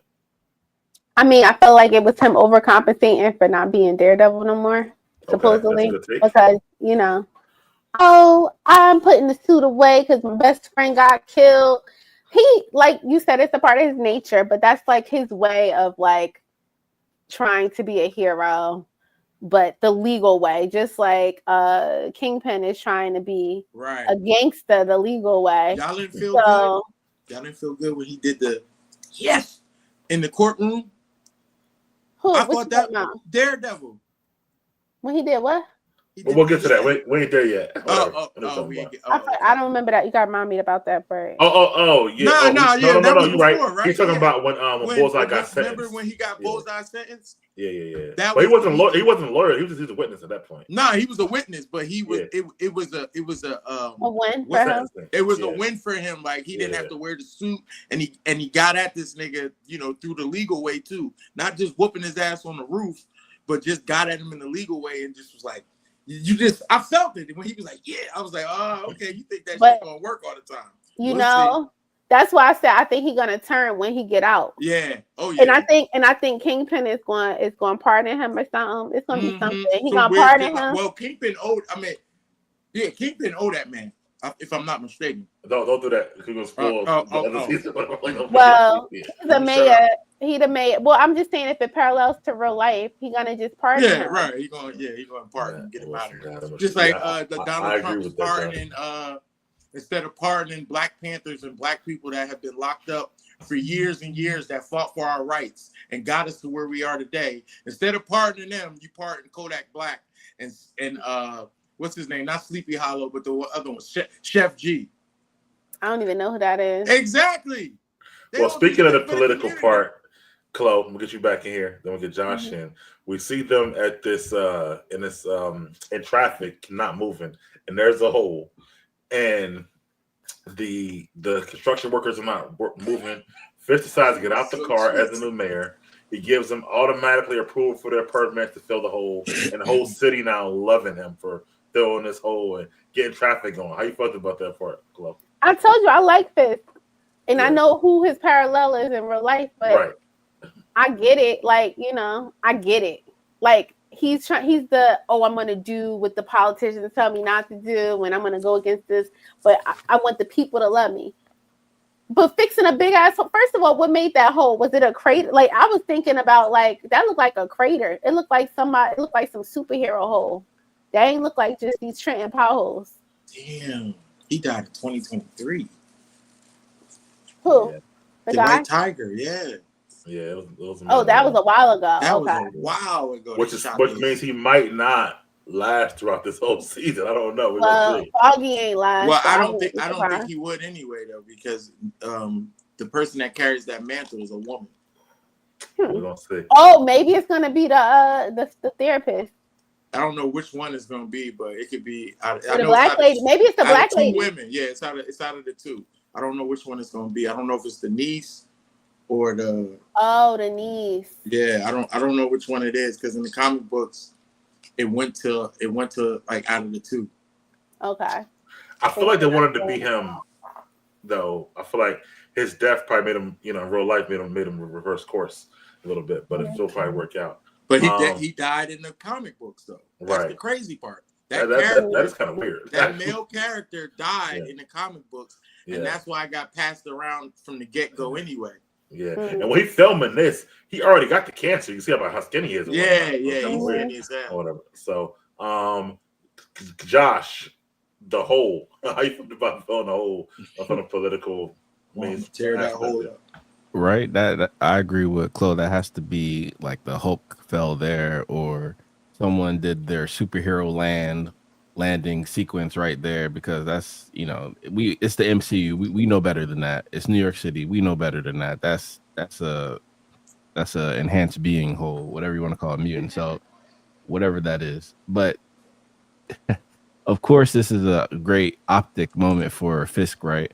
But yeah, right. First of all, the reason why you need the permits is you got to get the structural engineers there to make sure you can that shit, bro. That you can just fill it that way, because filling it that way could actually make it worse and make the bridge collapse. So you can't do things that quickly. Not even with the red tape. Respectfully. I agree. Also, like you approve basically by you approve. The reason why the construction workers are okay, because they get more money now. They're like, all right, we're gonna do the stuff, but you can't be approving the overtime or whatever for the construction workers just because you're the mayor. Like, it don't work like that. I agree with you, Josh. All I'm saying, they doing something, because there's too many superhero fights going on for that city not to be like, the thing about superheroes, it was this meme. It was like, I don't ever want to live in a superhero town, because I'll just be trying to get to work, and then Batman to just jump on the roof of my car, and I got to do an insurance claim. Like, the construction workers probably could fill that hole, because as much damage as that city gets on a daily basis, like. And this is what I mean about the MCU scared with their connection issues. It's so easy to say a young hero did that. You get what I'm saying? It's so easy to say a young hero or a vigilante or somebody was doing something, and boom, look at this hole. I need it filled now. The only problem is, like what Josh said with the filling thing. I learned about that off Invincible, when Invincible's girlfriend was building structures with her powers, and she hurry up and built this structure for a park for kids, and that shit crumbled and hurt some kids. Some kids died and all that shit because she didn't know the proper way to build. Yeah, you have to really know what you're doing out there. So for him to just get out the car was a little cheesy. I mean, it was smart. I felt like it was a smart move to get people's attention. Like, I want the hole filled up now. But y'all could have made it like something better than just a hole in the middle of the street. Or if you were going to do it, like you said, make it like, it came from some fight from a superhero. Or something like that. That way you can have the MCU tie-ins, because to your point, even when they at the diner and Fisk said, we got a guy in a spider suit, just say fucking Spider-Man. Like, right. Why the fuck, I hate when they do that shit. Motherfucker, say Spider-Man. Bring up the shit Bucky did. Talk about Cap and Bucky fighting in the middle of the street. Yeah. And motherfuckers in the you know what I'm saying? Like, come on. A lot of shit was broad daylight, wide openly. Fucking Thanos, broad, like, come on, nah, man. Nah. Yeah. Well, we saw Spider-Man was on the billboard or whatever, the big screen, Times Square. So it's weird that Daredevil and Matt was representing him, matter of fact. But we didn't know it was Spider-Man. But still, the Matt represented him when he realized who he was and all that shit. But that Doctor Strange thing, the spell. Yeah, the spell. Shit, nobody. But they still know Spider-Man. It's not. But they still know Spider-Man. So they can say Spider-Man. They fucking up a little bit. That's that, and I feel like it's just because most of the writers they hire, these motherfuckers aren't comic book fans. I really starting to think the people that they hire don't know shit about nothing. Y'all gotta watch the show. Josh, what's the name of that show we started watching? About the director and they're filming the movie, the superhero movie. Oh, the one on HBO? Yeah. I haven't watched it yet. Ain't it like in England or something like that? Or London or something like that? Man? It's in America. I think it's in America. What's it called? What is it? What I missed? Oh, Franchise. It's called Franchise. All right. So I think I don't know. It doesn't matter. I like it. You can't. It doesn't matter where they are because they're filming a superhero movie. Like they're literally filming a superhero movie. So it's funny to hear what you're saying, E-Money, because they discussed how like the writers don't know much about the comics, and then they're fighting in back of the scenes about like this does like the director. He's like really into the lore, and then there's other people like, nah, cut that scene. We ain't doing that. There's another superhero movie coming out. And you're right. I think that is very bad, yo. And I think that's what causes a lot of this bullshit. Because there's no way Josh wrote a script that was better than the fucking movie itself. There's no way that I could hit off of Josh's script and add little certain shit to it that would have gave us the fucking $1 billion movie. I guarantee it. Well, also, it's like that with books. I was just listening to a podcast. Shout out to the Black Girl, Balanced Black Girl podcast. Mm-hmm. And she was interviewing Gabrielle Union. And in this, they were talking about adaptations of books into movies or shows. And they changed completely. Gabrielle Union was like really discussing her frustration about this book that she really loved. She wanted, like her friend wrote it, I think. She wanted to adapt it into like a movie or a show. Mm-hmm. And she was like, it's so heartbreaking because you're in a room with writers and they're tearing apart this person's story and changing everything. Right. Especially like some really pivotal moments of the book.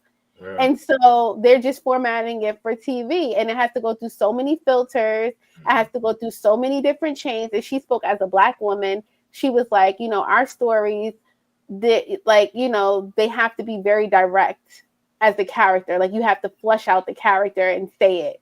She was like, but other people's stories, they get these nuanced things. So she was just discussing, number one, being a Black person in the industry. Number two, someone with a story about a Black person and how there's so many changes that happen. So if that's happening, period, like even with Harry Potter. Right. It's different. Even with True Blood, you talked earlier. It's different in the books, actually. True Blood, yep. Yeah. So it's like I read the books. I was like, yo, the movie can't compare. Yeah, so it's like you gotta kind of, and how she was saying is like you have to kind of take the movie or the book or adaptation. They're just two different stories. Yeah. That are like lightly based upon each other. I'm always giving people insight on the Game of Thrones books. It's really different than the shows. But this is my problem with Marvel right here, and they should have been learned this. When y'all gave the people that direct movies that know about the material Infinity War and Endgame. You understand what I'm saying? Wow. Those people, those two brothers know the material. They know those characters. That's why they nail shit every time they do it. Mm-hmm. All these other people don't know shit. They don't. So what's your problem now with Marvel? They don't. The people they hire. Oh, you saying they should get more people to know the material? You saying? Yes. If the Russos can do it, get the people that are like the Russos, the people that know the material, the people that bring the toy box out, and they get to start making a movie. Well, you also know it's politics. Man. Like certain names have to be right. out. Like it's so much other stuff that goes into it. Yeah, and we're lucky as an audience if we get a good product, and that's just what it is. Like it's like fast food. Yep. But for me though, Chloe, and I don't, I think that to your point about politics, now we're on another thing, whatever. But I think at a certain point when it came to Disney and the MCU, they were checking off boxes. I don't want to say for the woke crowd, but to make sure, like, director of the Eternals is an Asian lady, right? Director of Captain Marvel was a Black lady. They kept giving these new directors all this opportunity, which is fine. But to each But they point, gotta know the material. That's they the know the problem. material. Right. But they were just like, yo, we got a black lady directing, got an Asian lady directing, so it's like making Disney look better, which is can be good. But it works on that front, but it backfires on the other front. And you're right, Mike. And you know what that just reminded me of? What Hugh Jackman said. He met Kevin Feige. Kevin Feige told him to stay away from the fucking comic books and not learn about Wolverine. This fool went and met his friend, and they gave him Wolverine comic books. And that's why he plays Wolverine so good, because he got his hands on the source material to learn the character. Mm-hmm. And they're telling these motherfuckers not to do this? That is goofy shit. Well, they're telling them not to because they can't act correct. They can't act how they want them to act if they're reading the source material, because they're gonna be like, this doesn't align with the character. Right. And they're changing the characters. What movie just made $1 billion this year? This year? Marvel. None. Oh, you talking about last year? Deadpool Wolverine. No, last year. That was last year. Yeah. I'm sorry. Yeah, Deadpool Wolverine. Right. Because that's Ryan Reynolds. But that's two people that know the source material of their characters. Right. All I'm saying that's is what brings the money in. They don't care. We spending the money. So if we don't like what they giving, we don't gotta buy it. You feel me? Like, we don't have to buy it. Like, we can't put all the onus on them when we're the ones paying for this. We are the consumer. Yeah. Yes, we're the consumer. If you're still consuming it. Yeah, she's right. Yeah, even if you don't like it, but you still watching it. Like, I stopped shopping at Target. You won't see me up in no Target. I promise you. In Target in a minute. Like, y'all told me to watch the latest Star Wars joint with the kids. Star Wars, yeah. But I didn't watch it. I didn't watch it because I wasn't feeling the shit before. I'm like, you know what? I'm tired of the Star Wars TV shit. Between Boba Fett and the Acolyte, I was done. And I was like, so maybe now y'all say that shit is good. It'll bring me back. But to your point, I stopped watching. I'm like, you know, I'm the consumer. I can't keep watching this, you know, this stuff. I see Star Wars in a different light, though, than I do Marvel. Even though it's not too much different. Because you're a light consumer, like I am. Like, I'm a light consumer of Marvel. Like, well, I'm probably a little heavier than others, but I get it. Like, you're not going to take stuff to heart if it's not exactly how it's supposed to be. Right. I do get frustrated, though. I do get frustrated. Like, I mean, honestly, I've been frustrated since. I think the best Marvel, to me, the best adaptation of Marvel and the Avengers is the Avengers cartoon. I think it's perfect. I'm watching it almost every night. Which one, though? Which one? The Marvel's Avengers Assemble. That shit is almost okay. So you talking about perfect, bro? Yeah, and I think that you had all the characters, all the enemies. You had, the toys in the toy box. Everybody had powers, and but you had like a Hulk who was able to talk, you had but not weak. Like, it was Thor was done perfect. It's John. Avengers Assemble, right? Huh? Avengers Assemble, right? That's right. The one where you had Black Panther. You had the episodes where he was in Wakanda. Right? Yeah. I just wanted to make sure you was talking about that one. Yeah. That but he also then came and stayed in the mansion and been the Avenger. Yeah, it was going back and forth. Yeah, that was great. That was great writing. But I guarantee that was people that loved the characters. Like I said, that's people it was like the perfect. That's people that love the shit. Like, I was watching the other night, I was like, y'all right, like how smart Falcon was more like a baby Tony Stark than a baby Captain America in that joint. And I thought he was done perfectly too. I just feel like that, Red Skull, oh my God, he's so good in that. And they never gave him his just due in the MCU either. It's a lot. Right, like I feel like the MCU could have used Red Skull just off a symbol. The way he was doing shit with the Iron Man suits and gathering the Cabal and all that shit. Yeah, you don't even see the Cabal in the MCU. All the other ones. Yeah. We never seen what's the vampire dude in the MCU yet? Oh man, Blade back on too, y'all. Blade is back on. Yeah, the underwater dude. Dope. Like, it's just so much. And Josh Wright, because he said in there, he said Kang was not. Yeah, Kang was good in that joint too. Yeah, Kang was nice in there too. And I said, I don't know how the fuck they're gonna do Kang. I mean, how the fuck y'all gonna cancel Kang and do Dr. Doom without Kang? That shit. But they played it. He's gonna come back. He's gonna come back. I hope they bring him back. I think Jonathan Majors coming back. There's been whispers about him coming back. I hope they do it. I really do, because If they do that, that shit's gonna knock shit out the park. Mm-hmm. If they have him at the end of the movie, him and Robert Downey going back and forth on a because Kang. No. I just don't think so. I don't think they're gonna bring him back. If they did bring him back. They're gonna bring him back. Nobody wants to play Kang, bro, but him. Like nobody wants to step on his shoes and take the character either.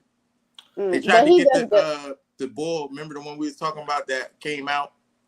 They was trying to get him to take his place, and he was like, Coleman Domingo, the one that plays the one that plays Mister in the new Color Purple, Coleman Domingo. Honestly, you've seen him before. He had a show on Netflix called Mad. Madness. I was just watching him. Yeah, I could see him as I could actually see him as King, but he kind of looks like an older. Himself as King. He said he ain't one to. He's not a good enough actor. I don't think he's a good enough actor. Coleman Domingo? I think he's a good actor. Nah, I think he's good. I just don't think for King. For King. I think because King, somebody that it's like he's like a Joker. Like he has to play like 30 different personalities. Oh, that's true. And like every one of his personalities, and Jonathan Majors, in my opinion, he did a really good job switching into those different all the characters running around in that thing. Yeah, he nailed that shit. I'm sorry. He did. He nailed where did Kang and Avengers assemble, like Josh saying, where he was like taking them to like the year 3000 and dropping them off and stuff like that? Yeah, shit like that. That's what I'm saying. That would have been kind of. That's probably what Kang Dynasty was going to be about. Like, and then they had like the old Thor because Thor don't die, but the rest of them are dead already. Yeah, It was kind of. If you notice, that's where they was getting at when he brought up the shit on Ant-Man. You the one with the hammer? Oh yeah. That's why he said that, because he probably fighting Thor through a lot of shit. But Thor, the older he get, the stronger he gets. The stronger he gets, older, too, right? Yeah. Really? Yeah. The older Asgardians get, the stronger they get. Yeah. Oh. Right. That's why because like Thor's 1,500 years old in the MCU, but Odin's like 5,000 years old. He's stronger than Thor. Right. It's a big difference. Yeah. They live forever. The Asgardians. All right. So. These are the bad guys I do not want them to mess up. Dr. Doom, Kang, Galactus, and Annihilus. Marvel, do not fuck this shit up. Well, you're about to see Galactus and Fantastic Four. He looked good, though. He looked good. He's the one with the crown? Yeah. That big ass, remember that big shit I showed y'all? And I was like, the thing is like this big. Yeah. He got to be bigger than me, though. Like, I don't know. Nah, remember, you don't confuse it with him got to be bigger when you know he can switch his size up. Right. Okay. So he can can make himself fit on your planet. No, not like small, like that small. But he can be bigger than the planet, or he can put himself on the planet. On the planet. Okay. That makes sense. Huh. I got you. Let me get back to this to this show. Sorry, Marvel. We all no, that's all right. I love we have these talks. And then Josh said there's a BP3 villain in Dormammu voice. I heard. I'm confused about all that. And they're gonna bring. Oh, and I told your boy playing Black Panther. Your boy. That didn't look like Damian Idris. That shit. Yes, it did. No, it didn't. That looked like Chadwick Boseman mixed with a younger person. That's like Damson Idris, bro. Hell no. Put that picture. Y'all put that picture. I'm gonna find it in a second. Chadwick Boseman, and put that picture next to Dave. The only thing you can say is Damian Idris is built like that, body wise. Damson Idris. Damson Idris, yeah. Oh yeah. There's a leaked picture of him for the new Everybody's saying it's him. Like, that looks like him. But when I look at the picture, that character favors Chadwick Boseman. It's like they don't know who to put in that spot yet. I swear, that's how that looked to me. Where's the picture at? Watch this. Look up Doom. Josh got it. Never mind. Yeah, Josh, pull that thing out. Here we go. Watch this.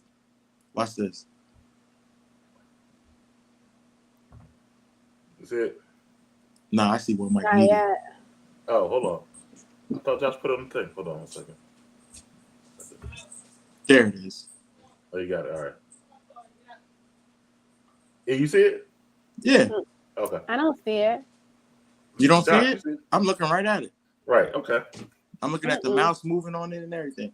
I just see One Mic Media. How the fuck you don't see it, but she see it. I mean, Josh, do you see it? Yeah, Josh sees it. Okay. Oh, I see. The audience doesn't see it either. I don't think. Audience, do you see? Fake Idris. Oh, she's right. Now it's coming up. Okay. All right. He looks scary looking. Right. You know, that don't look like That's not a Damien. real person. That's No, AI. that's not. It's That's what I was trying to say. what do they call that? Fan art. Not fan art. Concept art. Concept art. Yeah. And he's not attractive enough to be Black Panther. Damn Sam. That's I thought that was not him. And No. Chloe, that's not him, right? Tell him That's not him. And you see the little Chadwick Boseman they put in the face a little yeah, bit to make it seem like he looked like a he does not look. He like a low budget Chad. Nah, he looked like he looked a little bit like what's his name? Iron Man friend. Not Rhodey. Yes, he looked a little bit like Rhodey. He looked like Rhodey without a haircut, mixed with like. But the way that I'm gonna be real, y'all. But the way that look in the background, it looked like this Black Panther lost everybody. That shit looked empty back there. It looked like he lost everybody. So going back to the show, E, you were talking about the judge, and when they do go to set bail, the judge that son of a bitch. Yeah, no, he don't even hear a Daredevil. How you felt about that scene or hear Matt out? Man, that shit just reminded me of times I've gotten in trouble. It reminded me what made me a better man now. Like it just showed me like, yo, at least there's people out there in show business that know this shit really be happening. Real shit. Judges side with police, whether they crooked, whether they telling the truth, whether they lying. They side with them so fast, it's ridiculous against a regular person. Josh, your thoughts on the NYPD? Your thoughts on Matt going to the whole NYPD and the judge taking their side? Nigga ain't even listening. Fuck out of here. If I was Matt, I'd have jumped over that shit like that other guy. Yeah, I agree with E. The judge wasn't hearing it at all, but a judge is also a political appointment to a degree, so you still have to play the game. So that part I understand. So I agree with E. It was necessary to have that element in there. Mm-hmm. Additionally, you also have someone like Fisk being mayor, so he's he's certified on the street level and now at the legal level. So it's like, yeah, I don't want no smoke with this. I'm surprised he ain't recused himself. Like, yeah, I can't do it. Send it to somebody else. Well, I want to get your thoughts on something else. We do see the girl, BB Yurick. She gets her interview with Fisk in his office, her one-on-one. She get a couple questions in, but then she would ask about his wife, and he dismisses her. How you felt about her get her one-on-one with Fisk? For me, it just felt like she was trying to send him a message. Mm-hmm. Because she didn't ask him no questions. She just was in there talking. Like a reporter they ask questions and then they wait for answers, but she kind of like bombarded him. Right. And for her to have that level of like naivety to go into that man's office and ask him some crazy questions, to me, I feel like she know he killed her uncle. Mm-hmm. And that was her way of saying, yeah, I know, but I know this too. So, and that's why I think he said that young girl is always being underestimated. So I think he's going to keep her eye on her. He's going to keep an eye on her, right? He's not going to on her. Yeah, no, he's not. Because he's already underestimated people in the past. And they have underestimated him. So he knows all about that type of shit. Mm-hmm. But I thought that was pretty. I mean, it made sense for her to get in with the guy, though, to get her in the office. Because he was like, oh, I should have known. You didn't really like me. Like, duh. Yeah, I'm watching that. Shorty's bad. Like she's gorgeous. I want to say that, but bad dummy. Yeah, and that's what I'm trying to figure out is what is her main role? What is? I can't wait to see what goes on. What we got 9 episodes? Yes, we got 7 left. I was interested why she tried to push buttons about his wife. It made me think that she know that the wife was running stuff while he was gone or something like that, or that she had figured that out some kind of way. The fact that she brought that up. And what makes it hard is you got to think it's more episodes that probably connect more shit that we're not, that we don't know about. So yeah, that's why we're probably like, oh yeah, maybe she's. Yeah, and one thing we missed on there was and you can talk to this character too. We missed the Muse character, but we saw at the end of the episode 1. I'm about to say I ain't missing. I saw Okay. him spray painting. So that. what's up with his Muse character? Tell us about him then. Or whatever. All right, so Wait, is there a spoiler? No, it's episode no. one. Yeah. So the Muse. All right, so I don't know how they're gonna do him in the show, because to do him, you got to have a high budget, because the way his power set is, the way he is, he's a fucking serial killer. Okay. It's like a mutant serial killer, basically. The guy who drew the graffiti. Yeah, he has powers. He has like powers to create black holes, some crazy shit. Wait, is he like the guy? Is he the guy from Spider-Man? No, Who made he hopped through the hole? No, if you know him, you would know that. You would know him by, in all the comic books he's in. He has a mask, but he has blood in his eyes that drip out, and it's crazy. It's nasty. He's like What's his name? The Muse. Yep, Muse. Look him up real fast. Just and watch it, yeah. Yep. Watch when you see this. It's a straight mutant serial killer, powerful as hell. He has powers where you can't detect him and shit like that. Oh. So he's gonna be. You see the eyes and the blood. But he does. His costume kind of looks like the ink spot. It does look like him. Yeah. Oh, you talking about the guy with the hole? Yes. Yeah. Who could draw, and then he draws into other multiverses. Yeah, that guy. He looked just. He got the white. He looked like the scary version of him. Yeah, and does anybody know what he did when he spray painted? He painted that fist portrait, right? But he was like taking off. You seen the mask? Yeah, I was trying to say, is the mask like, okay, that evil shit he was on is a front. This is what he really like doing. Mm-hmm. Like, is that what he's saying? He's evil. I think he was saying he's evil underneath, and he got a mask. Yeah, and he got a mask on. Okay, but the mask had the evil face though. How you felt about at the cemetery when Fisco was about to cop, but the chief is giving him all this grief about, being mayor, you can't change your legacy and all this type of shit. Yeah, I mean that's natural shit. Whoever knew him beforehand that don't trust him is definitely gonna come like that. Everybody should be coming like that, to be honest, but they not. Right. But everybody should be coming like that. That nigga is dangerous. Y'all got this dangerous ass man getting power, walking around. I think he even told him you're not even human or some shit, where you ain't got no feelings and emotions. He said something to that degree. Yeah, nah. Yeah, I don't understand how they all so bold to be talking to him crazy like that. Because he in the limelight right now. You can't instantly just look what happened. Yeah, we'll get to that. Because politics is politics. So, like, how dare you? My thing is this: if you're gonna do stuff, you need to do it silently. Because if this man is a serial killer, if you really believe he is about that life, ain't no way I'm talking crazy to this. Nah, dude. I know what you about to say. You talking about that picture, right? Well, we'll get to that. Don't that fucked me up, but I don't think it meant what I first thought it meant. So when I thought two things, but then I realized, it means both. It could be both, twisted. Right? Yeah, it could be both. It could be both. Well, all right, we'll get to it now. You got to it. So we see that the police chief's plan is to resign, but also have half the force resign with him. Now, his thing, not only because of Fisk being mayor, but also because they want, all police forces want more overtime. Yeah, more of this, more of that. More rookies to help out, blah, blah, blah, blah, blah. So he speech was great. Fisk's office to finally resign and stuff like that. Fisk basically shows him a picture of, I guess, his son at a diner in New Jersey. No, Philly. More cops. That was his mistress. Well, I told him right. Okay. That was his. That was not his wife. Original family. No, that was not his original. Yeah, that was his second hidden son. That was his. Yeah, that was the bitch he cheating on his wife with. With his kid and King of Pressure. That's why I read what I said. I said, yo, that's. So he wasn't threatening to kill him. He was threatening to expose him. Yeah, and that's how they tricked us. That's how they tricked us right there. Yeah, because the whole time I thought he was threatening to kill him. Right, I was like, oh, this nigga threatening this nigga family when he looked down at the paper. Yeah. He threatened them.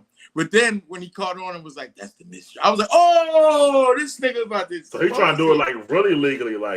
He's legal. Yeah, he's really doing it legally. He's doing dirty politics. He's doing black, but that's still illegal. Like, you're not supposed it's still illegal.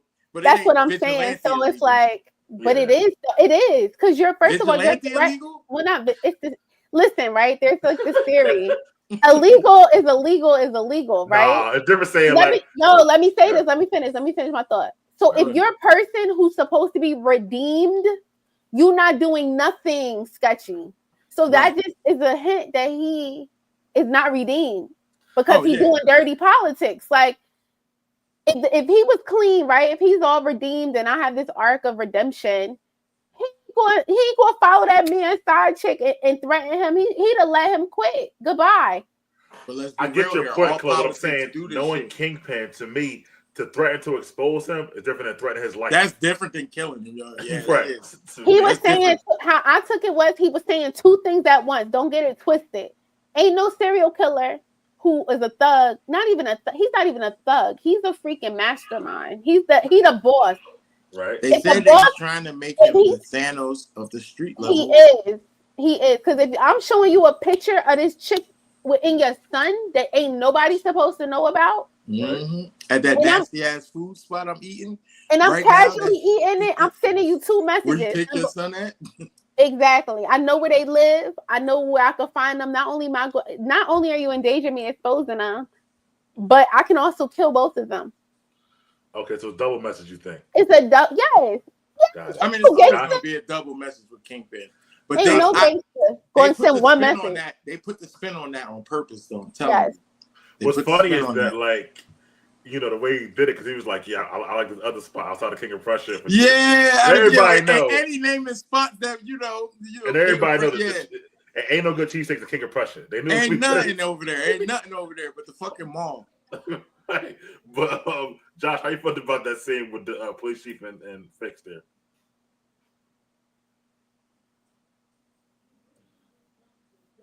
We lost you? No, I heard nothing, Josh. He's trying to get it together. It's on his mixer. You want to come talk over here? Well, I'll keep going. Yeah, I felt like that's how you knew it was BS when he said, I like the spots better by King of Prussia. I was like, oh, it's going to be some craziness. You know what I mean? We'll see that. Speaking of, let me know when you get back in there, Josh. Speaking of the judge, we do see Matt get a win, though, when they find the white tiger suit, too. And Matt talks to Judge about not allowing them to be admissible as evidence. And the judge just says no. Even though the lawyer, I thought, had an argument saying, well, this speaks his vigilantism. But the judge says, no, he wasn't in an outfit then, so it doesn't matter. Chloe, how you felt about that whole argument there? I mean, I thought that it showed that the judge was being fair, even though the initial one we saw him being like very unfair, but that was in a public space, right? Mm-hmm. But when they were in the chambers and it was just them three talking, you could see the other side of him. So, Josh, I thought it was bad negotiating. Kingpin was supposed to give the cops more money so they like them, buy them. Interesting take. And it's funny that you say that, Josh, because that's what his wife was saying. Like, you give people loyalty by paying them, and you give people respect by them fearing you. Mm-hmm. But he not trying to do that balance. He's still on his other stuff. Like, y'all better be scared. Mm-hmm. That's how you make enemies.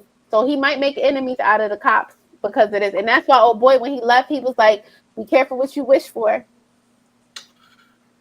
How you felt about the judge, go sign with Matt in that white tiger suit situation? I actually liked it because Matt, like I said, Matt be having good points. So, and then like what was that? The person sitting next to him was the DA. The DA, right? The DA already look. What's the word I'm looking for when he's like trying to make faces at the judge? Yeah. Like, bro, you look like a sucker just trying to do that. Matt ain't trying to make no faces. Matt telling you he gonna get some straight up grounded information and he gonna make it happen. You need to not use this against him as being a crime fighter. And it's true though. He wasn't in this. I could see if he was dressed up as White Tiger and he did this shit, because then now you could use the vigilante shit. But he wasn't dressed as him. Josh, you good? Okay. Good, yeah, bro? I think so. Yeah. All right, so go ahead with your thoughts about either the cop thing or the judge not allowing the White Tiger be admissible. Yeah, I thought the judge got his conscience back because it was behind chambers where things would be more private, and the only way it would get the Kingpin is if the DA was actually working for Kingpin. So to me, that makes the most sense, especially in these high profile cases. We all talked about it earlier. It's a lot easier to go with the mob, you know, in the court of public opinion, because we all know that's the code here in America, is to go with the court of public opinion if it's a major case. But you know, it kind of showed that there is some positive underbelly of Hell's Kitchen / Gotham, right? Where, you know, even behind closed doors, where it's safer, the judge will do the right thing. So I thought that was an interesting dynamic, and it kind of actually made it fair as well. I'm just curious what they're going to do with the video evidence. Yeah. The other point you were saying about the cops being paid, you think Wilson should have paid them? Oh, absolutely. That's what I would have did, because he was trying to be the man of the people. Right. You could have took all those resignations and gave that money to the new cops, the cops who were loyal to you. So they would have got a raise and would have got money for overtime instantly. Right. Or he could have actually did give them the money, and he could have bought the ones who actually could be bought, who are still, you know, on the side of the commissioner. Okay. Chloe, the therapist that gets set up for Matt now is going to be the marriage counselor for Fisk, for Wilson and Vanessa the Fisk. What are your thoughts on that and their therapy session right there? So this is how I know Fisk, he ain't done. Because why would they choose her out of all the therapists in all of the city? Because he probably knows that that's his love interest. And he's going to become closer to her and keep tabs on her. And he knows she's not going to say nothing because, you know, he could kill her. But it's interesting that they're going to see a therapist. Like, this is the part of him I love. Even though he's a bad guy, it's like he still want to make his relationship work with his wife. Like, he really genuinely loves her and has this like bond with her. And like I said, I don't know what went wrong. I guess from the therapist session, it's like he disappeared. So it's going to be interesting to see once they're on the same page, like how much they're going to do together, because right now they're kind of opposing. So once they get on the same page again, I don't know. Daredevil going to have some well, we also saw that scene where like Wade wins the candidacy and she's like at a distance. So I don't know what's her issue right now either. She there though. She still showed up. She did. Like, don't get it twisted. Like, she still loves him. Yeah. I think she mad at him. Like, first of all, she not hating. She mad because how dare you disappear on me? And then I built your business all the way up here, even when you was gone, and you disappeared on me. Like, she really was upset. I think he hurt her real bad because he left. Whatever he left. He said, "What happened to self-care? Self-care for her. She need her husband. Okay, her husband can't just disappear into the night and then come back. Was she supposed to hug him when he come back? No, she gotta give him the silent treatment for a couple of days. Like, oh yeah, not how long Adam he left. Character. We gotta know who the hell this Adam is. You're right. That was her new piece because she thought her husband left. So I'm pretty sure Adam, you know, he took over when Kingpin was MIA. But he was gone for a few months though. He was going through something. It ain't say a few months. The way she was talking in therapy. No, in therapy, it was like he was gone for like a time. Wasn't no few months. She could wait a few months. I mean, he was only gone for what, Hawkeye and Echo. But it seemed like it was longer. He was there in Hawkeye. He was in New York City still. So I don't know what the fuck. I don't know what she's saying, but he went ghost on. He ghosted her. How your husband ghost you? There could be reasons. There could be reasons. I think, well, in my opinion, after the stuff he went through in Daredevil, Hawkeye, and Echo, I feel like he had to find himself again. I feel like he lost some of his gusto. I feel like he had his own reasons. I mean, we saw what happened to him in Echo and Hawkeye. So I feel like that, you know, he's a kingpin. Not supposed to be happening to him. So I feel like that's why he had to do it. In my opinion, what I can see. Yeah, he could have texted her like, "Hey, I'll be back. Here's some money." He could have been sending her money. We don't know they Josh sent. never watched Echo. Oh, I didn't know that part. Okay. What's Echo? What is Echo? Oh, you It's never Disney. saw Echo? It's a Disney Plus show from last. You seen Hawkeye? Yeah, Yeah. you seen Hawkeye. We All talk right, about so Hawkeye on the Echo, channel. Echo is the girl with the leg. There's one shot in the eye.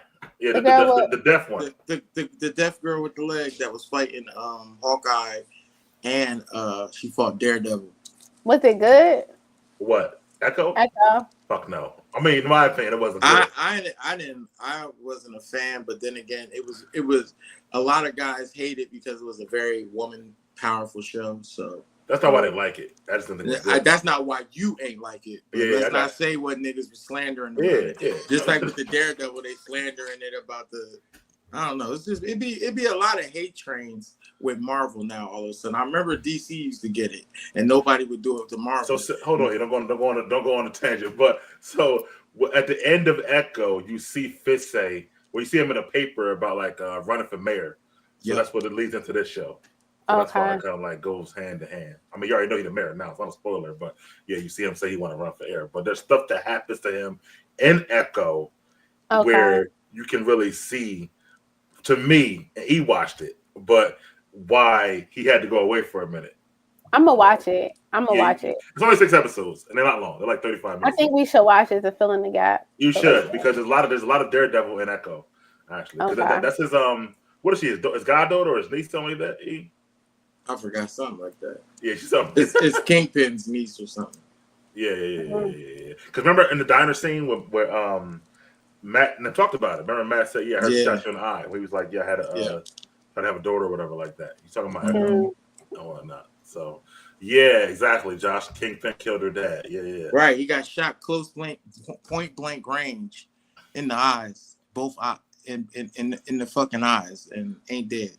So that tell you right there, he got powers. Like I said.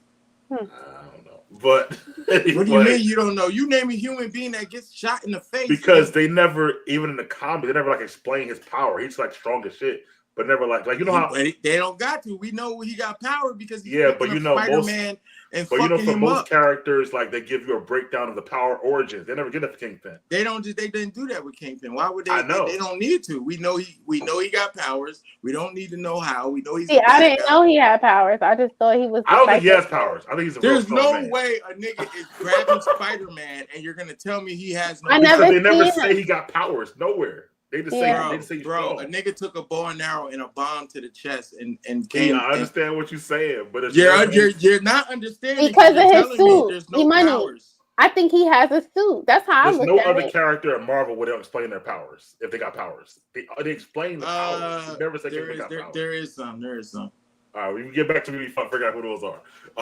Next, Kingpin's one. Okay. Yeah, we got the Captain America suit, man. Oh, so you saying he got a vibranium suit? He got a suit. Captain, remember? We know where Cap gets his shit from. So where did Kingpin get his suit from? He probably got adamantium in there somewhere. He don't have adamantium. He's just a big, strong dude. Like he went to a suit maker. He's just a big, strong. Y'all forgot in the that first grab Spider-Man, and Spider-Man can't get out. And do you know how strong Spider-Man is? Did we forget that Spider-Man caught the hammer of one of Thanos's Black Order members? Are we forgetting his biggest one? I'm forgetting that because I don't even know that fact. Yeah, when Iron Man and them was fighting in the middle of the street, and they never explained powers. You know, the power origin. He just a big. We even watched him as a kid. Spoiler alert, Chloe, but you want to see this? He got powers on the video game. He got super. You know what? If I'm not mistaken, this man got that super serum shit in him, just like Black Cat. If I'm not mistaken, you are mistaken. Just like bro. Black Cat. You definitely Black Cat mistaken. is a super soldier. Let me go to the last scene real quick for finish this off. So the retired cop, and I'll get his name later on. He does find out about the witness. Daredevil winds up following him, Matt, or getting back to his apartment. Next thing, as he gets there, the cops are already on the way to kill him because they know he's a witness. The guy runs off, and then they try to kill Matt, and then Matt, I think he killed one of them. I'm not even sure, but or two of them. But how you felt about that whole scene? Them was his third and fourth bodies, as far as I'm concerned.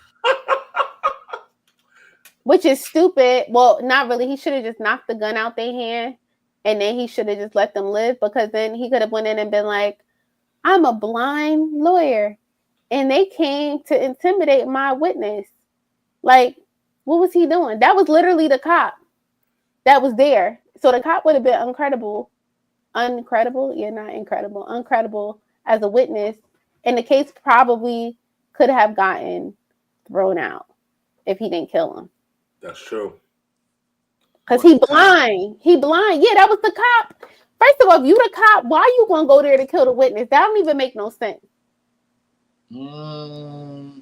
He wasn't. They're doing something illegal. It makes sense. But if you are about to go on trial, wouldn't you just send one of your other goons to go over there and handle it? Why two of them? What goons? I think all the goons are cops. I think it's the secret society of cops. What I'm saying is, if it is a secret society of cops, because remember the cop who went to go kill the witness, he was the same one who was there on the platform. Right. So why would you go yourself? That don't make no sense to me. Who else you gonna get to do it? He's the guy who he went with. It don't need to be two people.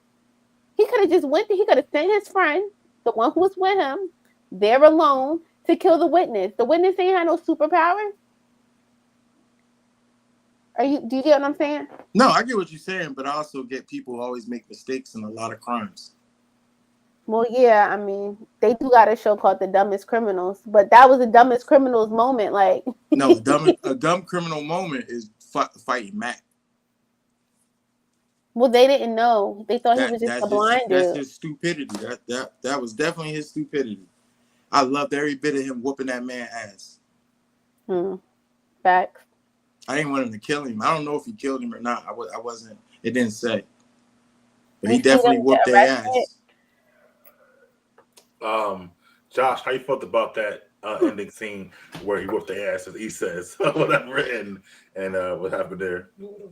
He told him, no, don't do this. He was going to pull that trigger. Yeah, it was great. That was fantastic. It was he wasn't fantastic. trying to do it, but they kind of asked for it. So I actually think that he didn't kill them, because we see them get arrested later when he rescues the guy. So let me just read something real quick for E, because I didn't find it, because you get on my nerves. It's about Kingpin. In the Marvel comic definition of Kingpin, while the Kingpin has no superhuman powers, he is incredibly strong and significantly more durable than the average human, possessing remarkable strength. Most of his body mass is actually muscle, and he's built to extraordinary size, like a super heavyweight or sumo wrestler, making him have stronger, greater strength levels. Again, while he has no superpowers. Hell no, Mike. I'm telling you, I get you reading it off of Wikipedia or whatever. I understand that. But a motherfucker from Wikipedia is not about to tell me Kingpin can go toe-to-toe with Spider-Man. Oh my God. Spider-Man is almost up there with fighting a hawk, my boy. That nigga you going by. That's like a regular human fighting Superman, and y'all sitting up here telling me a regular human ain't got no powers, but he's Superman. Can I just say something? Yes. Go ahead. Scarlett Johansson had swing. She went to a helicopter with one arm and was hanging. I brought that up too. Nobody said nothing. She's a regular human being, so she could be a regular human being in the MCU. Then Kingpin can also be a regular human being doing human. And it says, hold on. It says his skill is so good, he once fought Captain America to a standstill with hand-to-hand combat. Come on, man, super soldier. Hold on. Come on, man. It says his daily workout consists of simultaneously overcoming 5 or more trained martial artists with his bare hands every single day. He says, what else? He also got Kevlar armor that he walks around with. I think Josh or something like that. Yeah. And it says that he Kevlar armor is not on his face. He got shot in the face. Bro, you're talking about the MCU. I'm talking about who he is in his origin. Like you always talk about. He's never had powers in the comics, ever. I'm talking. Yes, he has. This nigga broke fucking Spider-Man. Yo, he crumbled Spider-Man. They say he's just that strong. I'm trying to tell you. No, ain't no human just that strong. That's not what the fuck. Ain't no human landing in front of a bus and catching a car with his bare hands. First of all, what are we talking about here? Peter Parker's like 145 Niggas was just pounds. screaming and claiming that Sam couldn't fight a fucking hawk. Now you're telling me this motherfucker can fight a super soldier that can grab a fucking helicopter with his bare hands from fighting martial artists? He bigger than Sam. And he's big as hell. He's strong as hell. He's not big as hell. He is big. I thought you just said he was I thought you were talking about the one on the show. Yeah, I'm like, that nigga is not big. No, that but motherfucker looked like he had a stroke. He's never been defined as having powers. I'm telling you, bro. I watched this nigga go toe to toe with Luke Cage. Luke Cage lifts is over 50 tons. Luke Cage has powers. I'm telling you. I don't care. Then that's bad writing, and they need to fix that ASAP. They need to fix that ASAP. There's no way you can go toe-to-toe with Spider-Man, Captain America, Luke Cage, and have no powers. So what you're saying is they need to retcon his origin story. They need to do something. They need to do something. When he came out, he never had powers. That shit ain't bro. right. That shit ain't right. Human man. Hey, Josh, keep this a buck. In video games or whatever you fought or went up against or watched people go up against Kingpin, did you ever say to yourself, damn, Kingpin ain't got no powers? I knew he had no powers. I was a little kid though. Like, bruh, you know that shit? You sound crazy. You sound crazy. Okay. There's not a time where Kingpin don't fuck somebody up and you say to yourself, oh my God, this regular human combat skill. Man, his hand-to-hand combat don't even be that fucking good. Big Mike, you have to agree that that's some continuity issues. Right, that's a problem. That's the case. Shang-Chi should be beating everybody to fuck up. Because Star Wars fans do this all the time with the Force. Right. I agree. That the continuity part. I see how he thought that. But the reason I know was like, right, because it showed me that. It showed me him fight Spider-Man. But I was like, I've never read anywhere he had any powers. So I was like, that's why I was like, you don't have to read. Like, see, this is the part right here. This is where I cut Mike too thin to fry. He said he never read that. You didn't have to read that he had powers. When you read it, you seen him fighting motherfuckers that got powers. Because you go back, like they break down every name another human that could fight Captain America to a standstill. Name another human that could beat Spider-Man. I'm gonna give you an example. With no when power. I watched Captain Marvel, even before the movie, even when she was just a comic book character, I'm like, what's her powers? I go look up Marvel, Captain Marvel, to give me a breakdown of her powers. I do the same thing with the Kingpin. There's like, he's not a superpower. I do it with every character. I go look for their Marvel power. All right, breakdown. I get the point. No, you don't look up shit, boy, because you said a lot of dumb shit in that chat, and I had to correct you. I do look up their powers. Every single one of them. About comic powers. You guys, this might solve the issue. I just read on Screen Rant. It says a new theory from a Reddit user suggests that Kingpin's new strength in the MCU could come from his use of the mutant growth hormone. In Marvel Comics, MGH is a naturally occurring biochemical substance that is produced by mutants, but can be extracted, isolated, and used to provide regular humans with temporary superpowers, though it comes with the side effect of increased aggression. So it says MGH is very similar to the MCU super soldier serum. Leave it to Mike. It's a regular nigga that could do sumo wrestling. Well, always been that way. It just says, okay, you both are right. You both are right. Because everyone says he doesn't have super powers. He's like, one said he has the same amount. Like, it's like, what's the dude that you named? Punisher. Like, he's mad strong. But in the MCU, it's saying Punisher that he's probably isn't mad strong, though. That's the crazy part. He is strong, bro. No, he's not. No, the fuck he's not. Okay, well, Punisher get beat up by fucking Deadpool. Bro, the Punisher is a part of Civil War. People know in Civil War. Right, and the only thing he did in Civil War was shoot a motherfucker. What are we talking about? He shot a nigga in the head that was on Cap's team. But I'm saying, and Cap whooped his ass. Punisher gets hit Cap whooped his ass. Anybody should be able to bounce back now. My point is, my uncle, who's way older than you, but a constant forever, he told me Kingpin has no powers. Then I read it. He don't have superpowers. He never did. Your uncle that's way older than you got to explain to me how Kingpin can fight Luke Cage. The MCU got to break down. Find me a Marvel breakdown that shows his powers. Bro, I'm not trying to hear that shit. If you don't listen to when I bring up comic books, I don't care about what you say. I'm not listening to the shit. I need an actual breakdown, if not your wrong. But you don't. Your actual breakdown ain't authentic. Because you still can't tell me how the fuck he could fight Like Josh said, Spider-Man. the continuity breakdown from the MCU. No, but it's a continuity issue. Well, they might Okay, fix it with this continuity MGH. issue, but Right. Kingpin Then is leave originated it in Let's at see like what that. happens. Don't be trying to say somebody don't know what they're talking about. But Kingpin You just came out need like to the leave it as 60s, it's bro. a constant. And in the 60s, he was beating on who? And then Marvel said back then he had no And powers. he was beating on who? Spider-Man. And who else? Many people.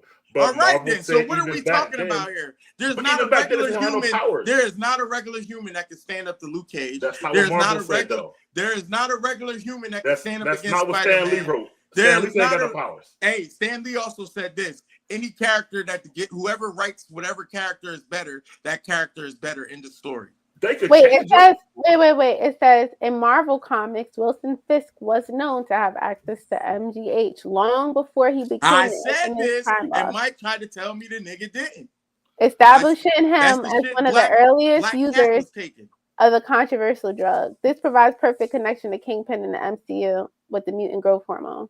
Yeah, so basically, He's he taking something. don't have any powers, but he on steroids, which makes him powerful. Which makes him powerful. It gotta make sense, man. So You're not gonna sit up here and tell me a nigga's a sumo wrestler and he does karate He every is day. big as hell, and he is It's strong like as hell. it's like he already strong. So like Right. without the MGA, he's strong, but he not strong enough to beat Spider-Man. But with this Right, MGH, come on. now he's strong enough. To We beat just Spider-Man. watched Spider-Man catch a fucking what's that shit you walk onto with the airplanes? You saying he's taking basically steroids. Okay, I can give you that. No, They don't not have steroids. No. MGH. MGH is not just regular human It's mutant steroids, stuff. my boy. That is powerful shit. That is like taking super serum. Yeah, it's like Get it it through basically your said head. it's like super serum. That's what Elijah's grandson did. Niggas lied. Yeah, look that up. Elijah's grandson, Patriot, from the new Avengers or Young Avengers, took the same pill she just named, and he was lying, saying he had a blood transfusion from Elijah. That's what gave him his powers. Come to find out, he was taking those mutant pills you was just talking about. And that won't. And either way, that won't with his hand-to-hand combat. But like I said, if you watch Spider-Man cartoon in the 90s, they even said it in the cartoon. He don't have no superpowers. He's never in the known cartoon, I superpowers. watched this nigga beat up Prowler and You keep saying what you and saw, Spider-Man, but not what they're saying. What to you. I saw. So you watch him beat up Prowler in the cartoon, Prowler got a top notch, and then you watch which Peter makes Parker him very say, strong. and then you watch in the same episode, Peter Parker hold say, up. You're messing up because I watched Prowler get the suit from Kingpin. I watched Prowler beat Spider-Man. I watched Spider-Man then beat Prowler. Then I watched them two go up against Kingpin and get beat up. You're saying what you watched the fight. Then you watch them say when they break it down, what's his power? And Peter Parker said, "Don't have no superpower," even though he fought him. So Peter Parker still saying, I can't say that because in the video game, that's not what he said. That's the video game, bro. It's like what do you mean? It's all connected. It's all from the same lore. Okay.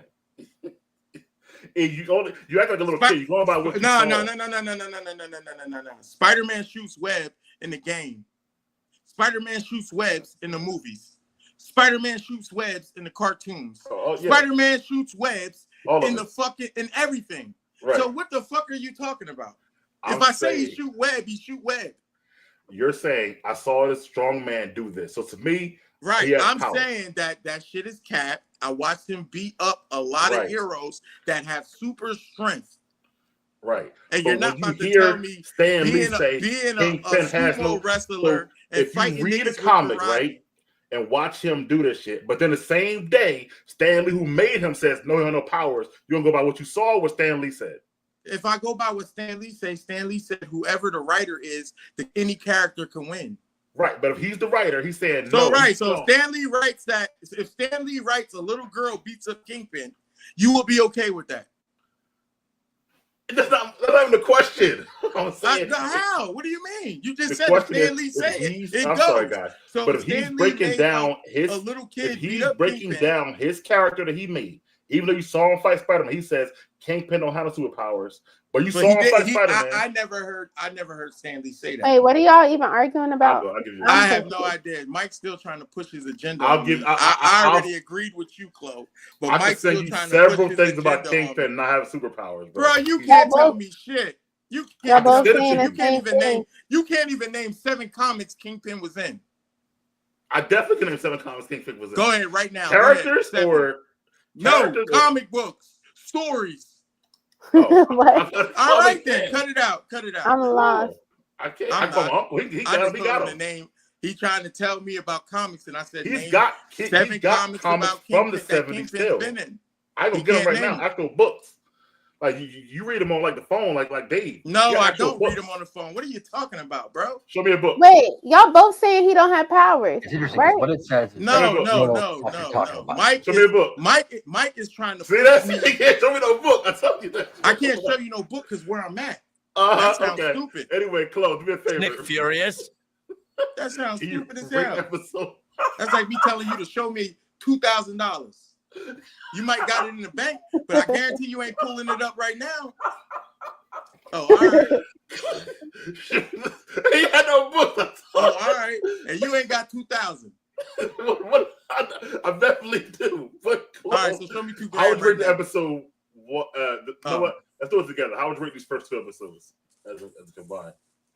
Compared to season 1. Season 1 to me was like a strong You're not comparing season 1. You're rating these 2 9. episodes. I have to compare it. Oh, okay, 'cause go ahead. I'm sorry. Go ahead. It's All right. continuing, right? So Yeah, I think okay. that I think it's a strong I'd say like an 8.5. Because it was just too much political stuff for me. But I got it. But it was an 8.5. All right. Josh? I would say a very strong 8 because I was always curious to see how they were going to differentiate themselves because I know Marvel and the MCU at Disney, they were going to do that. So I'm happy with their story adjustments from the previous seasons. And I'm excited to see where it's going to go because, similar to Christopher Nolan's Dark Knight, I don't know how at this moment that Daredevil is going to beat Kingpin in this situation. So it's going to be very interesting to see how that story unfolds. Oh, he's going. Okay, I'm gonna go with right looking for that book. I'm gonna go with first 2. The first one was an hour and it did a lot for me.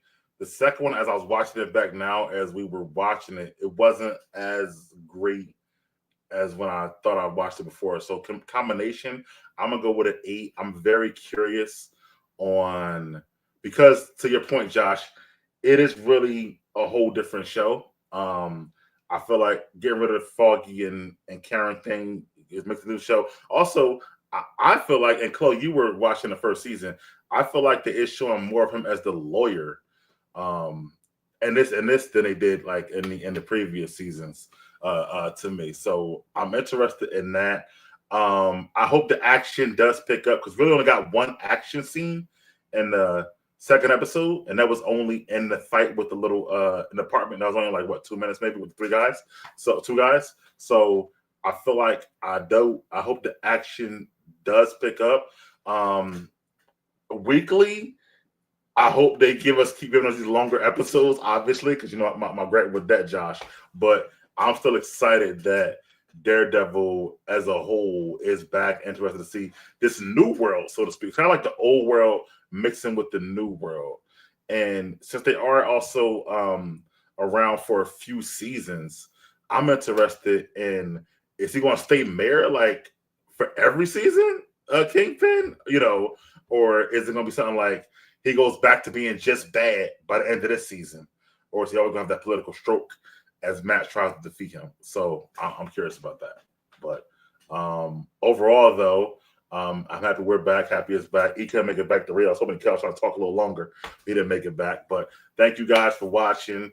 Like, comment, and subscribe. We appreciate Josh E when he was here. Chloe, definitely appreciate you. We're trying to be back weekly. It's 9 episodes for Daredevil. And, of course, keep your eyes open because in May we got the Thunder. We lost your heart, Chloe? In May we got the Thunder. The Thunder. There it is. We got Thunderbolts. All right. For Chloe and Josh, we out. Peace. All right, guys.